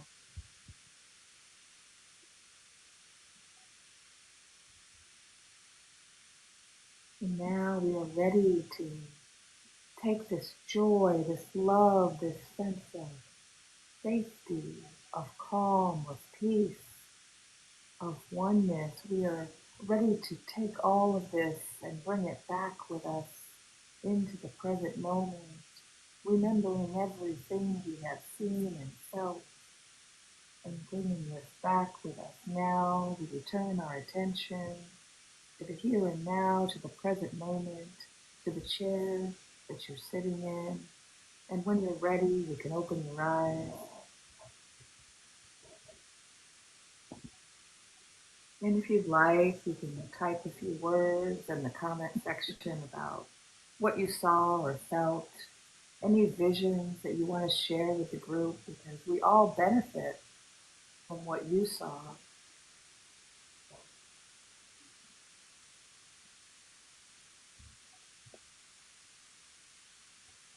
Kaylee says, as soon as you said dancing in the streets, I was visualizing the same thing. I also saw, they're going so fast. Three Sisters of the Americas. We are so powerful. We are purple people now. I saw everyone dancing Lotus Queen style. I felt all my chakras. Oh, I can't keep up with these comments. It would help to put my glasses on. I saw a circle of women dancing in a circle in the middle of the country, honking, dancing, singing, celebrating. They saw the three women. I forgot to mention that. Oh, I'm so sorry in the visualization. The three women, right? Shinebalm, Elizabeth, I forget the last name already, and Lotus Queen, the three women of the Americas. Someone saw Lotus Queen dancing with us. Oh, we're going to be cared for by our neighbors in other countries. Star beings were with us, and we were with them. The three sisters, like the plants supporting each other, right? We have corn, squash, and beans are the three sisters. Oh my gosh. In the Native American, the Southeast. A happy world with clean water and food. I saw us all out in the sunshine, safety. Saw the Red Hatters relieved. Yes, they're going to be relieved too. They're going to realize.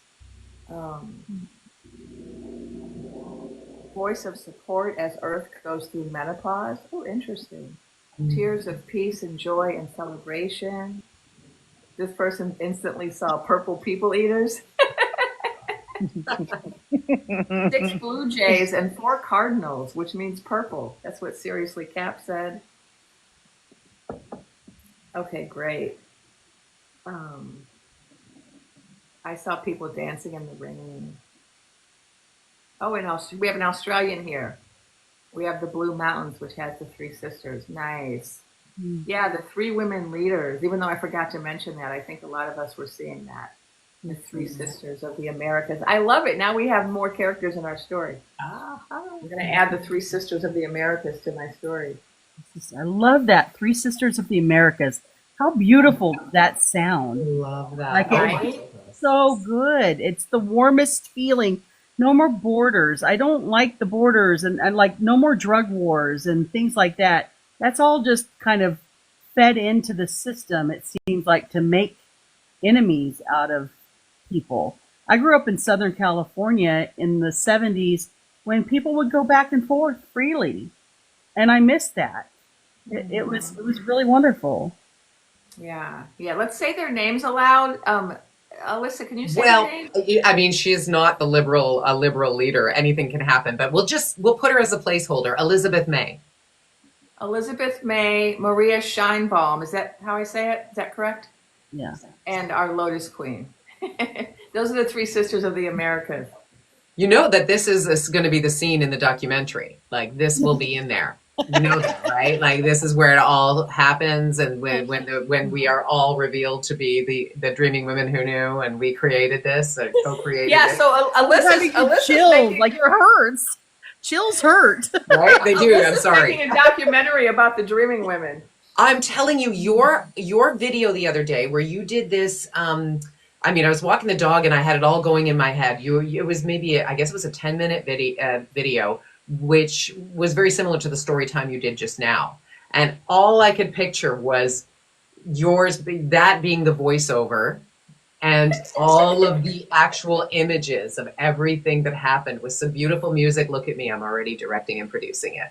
But it's like coming together for me. It's such an easy visualization, and I don't think it's just wishful thinking. It's like I'm just imagining after the fact, like I'm there in the future going, oh yeah, okay, this is great. This is the spot where we put this soundbite in. And all these people who were naysayers and all the fear and all the, oh, and then look what happened. I mean, it's such a beautiful movie and documentary, isn't it? It's good, and it's going to be so important for us as a planet when people realize that all of these women throughout the U.S. and including some women in other realms were all aware long before anybody else was of what was going to transpire. It's really going to be so important for the recognition of the power of women and also the power of intuition. And that's going to allow us to make that evolution, right? That evolutionary jump from this stage we've been in for hundreds of years with a big focus on patriarchy and rationalism to the exclusion of intuition. We're going to make this jump. That reminds me, this morning I had a dream that I haven't shared yet. And you know what's funny? You guys can talk about, maybe this is your experience too, but you know, ever since the joust, you know, every time I talk to my guides, I'm like, tell me about the joust. I want joust news. We need joust news. I got to tell people. People want to know, right? And, you know, they sometimes give me that information, most of the time, but a lot of times they're like, we have something more important to talk about. And that's what happened this morning. There was this whole big long dream about magic and about the kind of history of the misuse of magic and how that's changing now. And they were talking about how what's going on now with the dreaming women is an important part of the reclamation of magic. And they were talking about how for the last, I don't know how many hundreds of years, magic has been controlled by only certain people, and it's mostly been controlled by men, and it's mostly been controlled by hierarchical systems where there's a leader or a magi at the top, and then they have apprentices or people that kowtow to them. And they were showing me that the triangle is not the proper structure for magic. You're not supposed to have someone at the top and people below them. That's really not how magic is supposed to work. It's supposed to be more of like a circle of community rather than a triangle of power. And they were talking to me a lot about this, and I was like, okay, what does this have to do with the joust? Like, people want to know about the joust, but it's all related, you know, because what's happening now with the 4 a.m. club, with the dreaming women and this women just all waking up, is that we're shifting, you know, we're shifting spiritually and intuitively, and the kind of the, what do you call that? The breakout point, the pivot point was the joust. But the joust is really not the most important part of this story. It's the trigger, right? Anyway, that's what I got this morning. Anyone else want to talk? We're trying to go into this age of feminine, the age of feminine. And you were talking earlier about precogging, how it's always negative. And I immediately thought of the curse of the Cassandra. And we've been cursed by this curse of Cassandra, where the only time our voice, we feel like we can use our voices since ancient times is to warn people about something, to warn of bad things. Because anytime we think of anything good, no one, you know, it's not listened to. And so we feel like our voices have been stuffed down and our intuition's been pushed down as women for 5,000 plus years. And so we want to break this curse of the Cassandra and be more of the storytellers and tellers of future and of hope, and the manifesting into the 5D and the ascension is really the connection with the 5D and learning that we can co-create and manifest in this realm using the methods of the 5D, and that everything's unlimited. And so it's shifting that narrative from the darkness and warning about bad things to creating good things. And this whole creation of the three sisters of the Americas and things like that, we're getting rid of the curse and we're shifting it. Mm-hmm. Yeah, we're done with it. Oh, thank you for that. Yeah, yeah. One of the things that you said was about how magic is more like a circle, and it's funny. All that came to my mind was how powerful mandalas are, and a mandala is a circle, and it's circles within circles and patterns within circles, and like you said, that the joust wasn't the biggest part of this story. It is the circle and rings of people that are coming together around that to create the actual bands of the mandala. And it was such a powerful visualization that I had in my head when you said that. And somebody in the comments said the King Arthur's Round Table, hence the, right? Yeah. Yeah. Nobody at the head of the table. Right. Yeah, it's amazing, the community that's being created by this. And that reminds me, some people have been mentioning, a lot of people in the comments, I haven't had time to write them all down because they're going by so fast. But if anyone wants to send me suggestions for people I should invite to these Dreaming Women panels, please send them to me, and I'll look into inviting them. Like Matilda, I keep hearing about Matilda. I think she's in the UK. And Australia. Okay, so yeah, I would love to have her. And then there's another person from Australia that I follow on YouTube. I think that's Magister Tarot. I forget how to say it. But I really like also on YouTube Linda G, the Comanche Psychic. She's also quite good. And then I like Venia. She's here on TikTok. Yeah. And, I love her. So I'm hoping to get her on here. And I have invited Empress CJJ. I don't know if she does lives. And she's kind of like, I feel like she's an undercover dreaming woman because she kind of presents her information as news, but she's clearly intuitive. Clearly. And so I don't know if she identifies with us or not. She does card draws. She does do tarot draws. So she is. Yeah, so it's obvious to us that she's intuitive, but it doesn't mean that she wants to necessarily associate with us. I don't know. Some people are, everyone has their approach, right? We all have our purpose, and we all came here to do things in a certain way, and so we have to respect whatever that path is for each of us.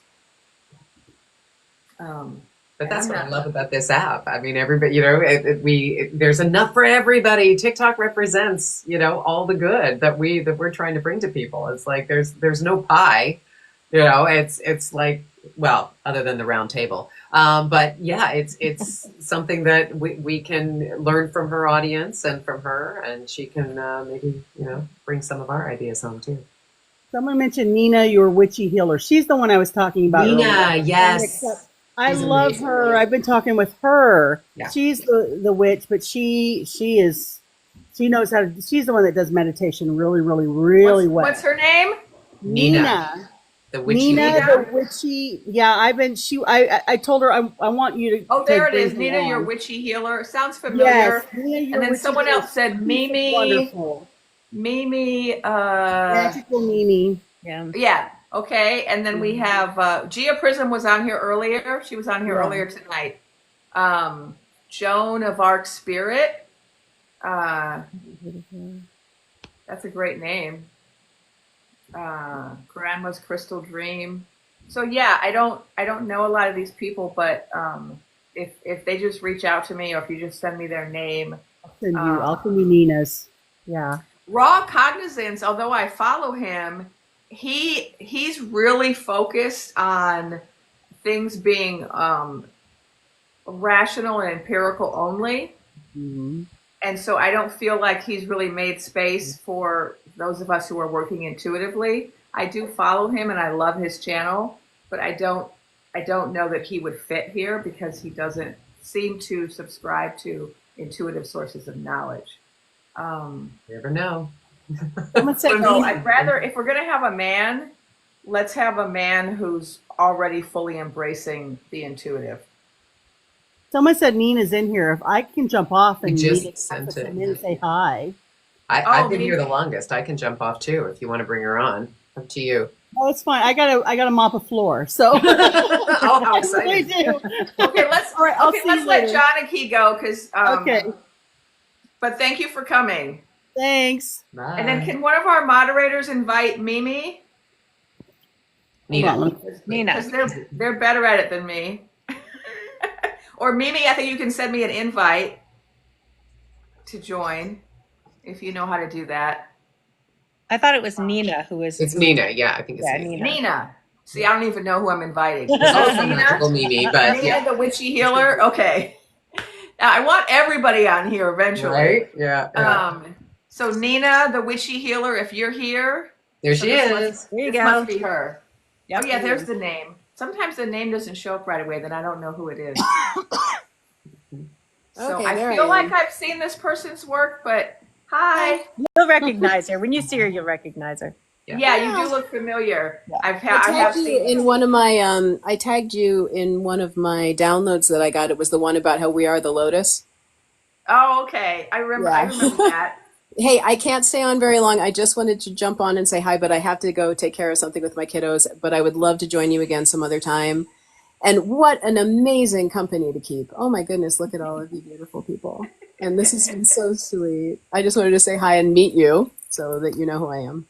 Yeah. Do you have time to introduce yourself, or do you have to go right now? Yeah, sure, absolutely. So, what do I do? What do you want to know? Just say who you are, what you do, how you got involved in the dreaming women business. Sure. Yeah. Hold on one second. I need like 5 minutes. I'll be right there. Okay. Focus. So what I do is I'm a somatic healer. So I help people to release past trauma and stuff like that that's stuck in their nervous system, while at the same time using neuroscience-based practices to empower us to create ourselves the way that we want to be by dropping old stories and all that kind of stuff. And also connecting to spirit and helping people, uncover their gifts and why they're here, and living in alignment with themselves, with their purpose and why they're here. I've always had, Mama Nina was my nickname when I was a kid, and I've always been helping people with their stuff. And I always intuitively knew what was going on with them. And so my development and my practice over my life has been in the healing space and just like kind of more one-on-one stuff. And so, I do card pulls with people and pendulum and, stuff like that. And just downloads and automatic writing and just all the toys, But what happened was, after the costume contest, first of all, Spirituality with Sam just showed up on my Instagram feed. I had never heard of her or seen her in my life. She just was there, and I was like, oh, because I was like one of those people who woke up at 4 a.m. ish and felt awful at first, and then just felt completely calm. And I was like, what is this? Something's off. What's going on? Right? Same story everybody has, which is so cool, right? And then I saw her, and I was like, oh yeah, that. What she's saying, that's how I feel too. And so I really wasn't that active on TikTok at all. And I can't remember what the impetus was, but I just I was watching some stuff, and I was like, I'm feeling like I'm getting some information right now that I need to share with the collective and with other people. And I never had that experience ever before. And so I was like, all right, I guess I'll just I don't know what the first thing even was. It was probably an automatic writing thing or something, because I just asked my guides, what do you want me to tell the people? Is this what I'm supposed to be doing? What's happening?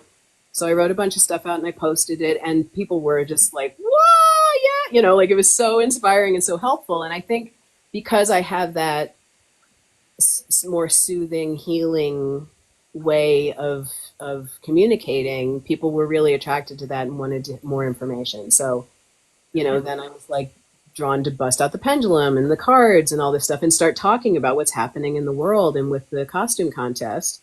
And it was, I mean, I know you've all had the same feeling, especially you, Alyssa. I know you've talked about this where it's like, what? I guess I'm doing this now. Exactly how it Okay. happened. Yeah. Oops. So yeah, so it's been wonderful, and I think you know, the little community I have over on my page is just so loving, and people are so sweet with each other in the comments, and we're just really building like these beautiful little communities on our own pages and then with each other, you know.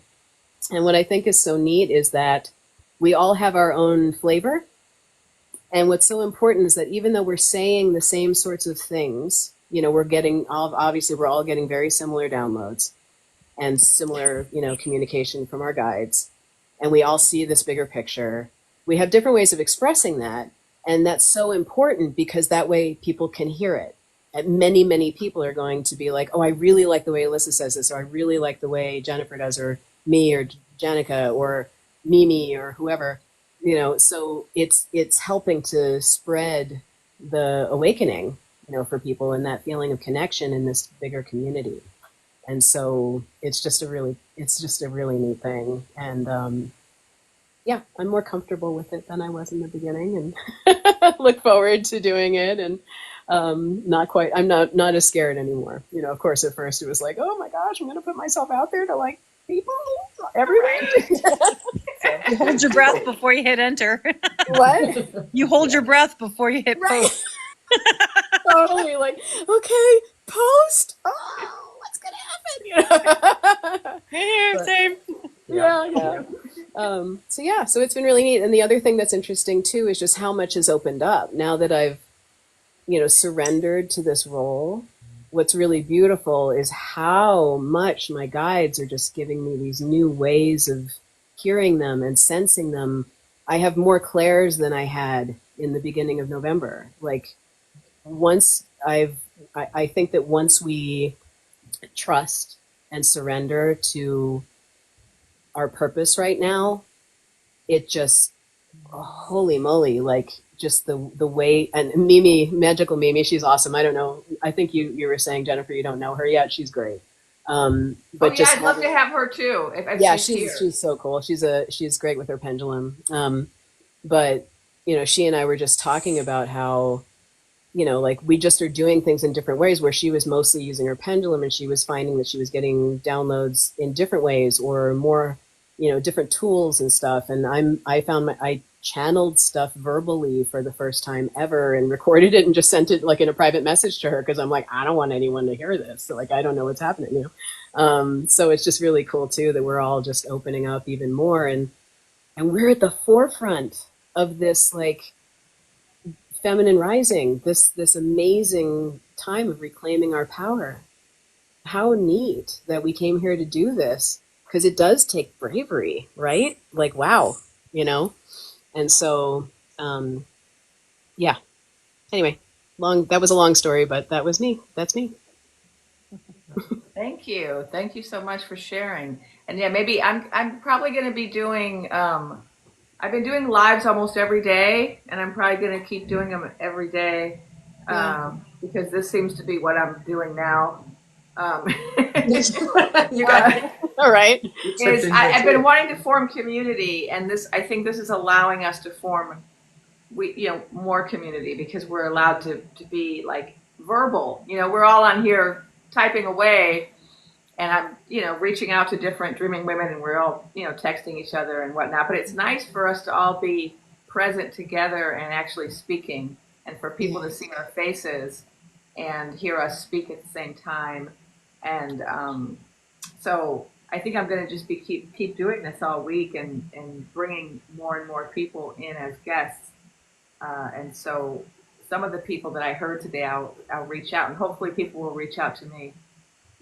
And you can all send people to me to say they want to be on one of these panels, and just let people know I'm putting all these recordings on YouTube, and my YouTube channel is Jennifer Lisa Vest like you wear, and so that's my YouTube. You can get the recordings of all of these live panels over there. I like that you started it a little early because I am on the East Coast. Me too. Yeah, there was a request. I'm like, There was a request for someone that I started earlier, and then Gia was supposed to be on, and she's like, "Oh, you changed the time. I can't do it now." You know. So I might have to alternate between 5 and 6 to accommodate the East and West Coast people. Yeah. But yeah, I did it earlier, and I said to people, it's going to be 5 to 7. I don't know what time it is now, but 2 hours to give people time to show up. Yep. it's happened before. It's okay. She'll be back. There she is. Okay. It's a I phone don't know call. what It's time okay. is. I was trying to look at You the don't know time. what time it is. Oh, it's after 10. I'm out. It's after 10. Yeah, she's. Oh, it's 7. Yeah. Sucker to 7. Yeah, it must be So 7 where you are. Yeah. We've been here 2 hours. So It was nice meeting you all. I do have to jump off. Good to see Okay, you. thank you. I'll see you later this week. All right, sounds good. Thanks, everybody. Bye. I'm not sure how to turn myself Oh, off. yeah, so me too. Okay. Nope. Okay, and if Mimi is here and wants to join, well, we're almost out of time. I guess we I should can't. wrap up soon. I can't get off the thing. We'll just all get off with you. Yeah, I don't That's know the how to other get part you is we off. also have to learn the technology too. So we're like, Right. That is not an Irish I know, goodbye. I just started doing lives. I didn't know how to use the controls, and every time I do a live, I learn some new controls. Like today, I learned how to move the comments around, so I'm all happy about that. Yeah, yeah. Oh, by the way, somebody's asking what's going to happen with TikTok. TikTok's not going anywhere. TikTok is fine. I posted about it today. Rianne, I know you said the same thing. Same thing. We're all I good. have never Yeah, I seen got the TikTok same getting thing. It's banned. fine. Never. Not I got happening. the same. And Scratch so did it. Mimi. We both did What new pendulum readings today, and TikTok's fine. Oh, great. Okay. I can't get out of here. I'm so sorry. I just, yeah, okay. But isn't it fun? Maybe you're supposed to say more then. What else you got? Keep talking. Did you get anything new for this week, Nina? I did a card pull, and oh my goodness. Okay, let me put my camera back on. Oh my God. This is like- Spirit is requiring your presence. Here it's like, not Fine. today. That's how it's been. Fine. All right. Yeah. So I did a pull, and you know what's really funny is that I did it earlier today, and I did a row about just where we all are. You know, just like where are the people. You know, and it just mostly also so that I could maybe address that. You know, for folks in my own posts. And then I did a row of what's happening at I call it Mucky Loco. Right now and what's happening. We all knew. Row of that. And then I did one about like, okay, and I know, oh my goodness, the guides, just bless them, because I'm sure they're like, oh my gosh, she's asking this again, right? But you know, what do we have to look forward to, you know, after this week? And so the cards were just amazing. The first ones was like, it was like every single way that we could all be feeling right now. So like, you know, confused and impatient and, you know, unsure. And some people are like ready to go. And, you know, like the 9 of Cups where she's just sitting on the bench that's kind of uncomfortable, but she has everything she needs behind her, but she's just waiting for that, like, okay, go, you know? And then the second row about Mucky Loco was all about disharmony and crumbling from within, and what was the one? The double card came up, of course. You know, addiction and greed, and just it was a lot of just about infighting, and also just his self-esteem just going in the gutter, which that was funny. And then the last one, though, the last row again was new beginning, new start. I got the Sun card. I got the 4 of Wands, so the 1111 card, you know, all the good, juicy, everything's going to be okay card. And then the last card that came out was the Empress. So nothing has changed. We're still on this journey, and the show is going on, and it's just not out there where we can see it. And if people can zoom out and see this big picture, and that's what I keep saying over and over again, is it's so big. It's bigger than here. It's bigger than the costume contest. It's bigger than this planet.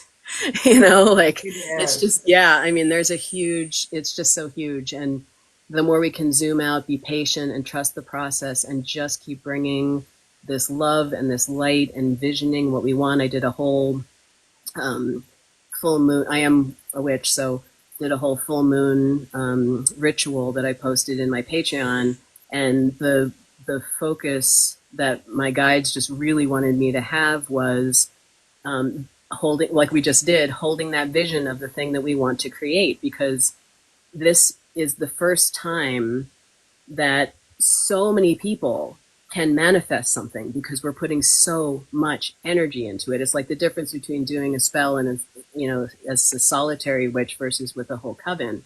You just zhuzh it up so much more because everyone's putting their focus on the same thing. And this is enormous. And the power we have is enormous. So if we can really stay focused and pinpoint that focus on the thing that we really want to manifest, oh my gosh, we're going to make it happen. And it's happening anyway. But, having that, like, be careful not to just fall into every breaking news story, every little thing, and assuming, and what does that mean? And, oh, they didn't say the thing I wanted them to, or the date went by that I thought something was going to happen. If we can hold steady, we're all going to get there together, So that's what I got. We are. Thank you. Yes, we are. Mm-hmm. I'm really enjoying your presence here too, Nina, because you look a little bit like my god sister, who I'm very close to. She's like my sister, my real, she's my sister. And she just lost everything in Altadena. Yeah. And so I'm thinking about her a lot these days. And so seeing you on here, and she's she's also a healer like me. She's a curandera, and also an energy healer and Reiki master and Chinese doctor. Yeah. And I think if she wasn't dealing with what she's dealing with, her loss of everything, she'd be here. And so you feel like you're here for her, like a relative, like you're here as a relative. And so I appreciate you being here. I appreciate all of you being here. And it's so wonderful. It fills me with such joy to see you all. And I want to thank Iris, our moderator. I might have other moderators I'm just not aware of, but Iris is always there for me. And so if people want to follow Iris in the comments, please follow her. And let's turn in tonight. And I'll probably be here again tomorrow night. I'm going live usually every day, depending on how I feel and what my guides say. So please rejoin us, and we'll have Nina back. And since she didn't get to share a lot today, but Alyssa, please follow all these creators if you aren't already. Intuition Influencer up in Canada, keeping her eye on us down here. We really appreciate that. And Renee Dupri, who used to be called, what is it, Disney Delicious Goddess or something? Disney-licious Mama Goddess. Yes, so you all kids probably know named her. me that. I can't take any credit for that. Kids always come up with the best names. My name is Yaya, according to the kids. Oh, I love that. Yeah. That fits you. Right? I'm totally the Yaya. So follow Rianne if you aren't already, and Nina, and we'll see everybody again tomorrow. So keep dreaming, people. Have a good night, everyone. Thank you. Good night. Have a great night, Sweet everybody. dreams. Good night. Bye. Let's see. I gotta figure this out.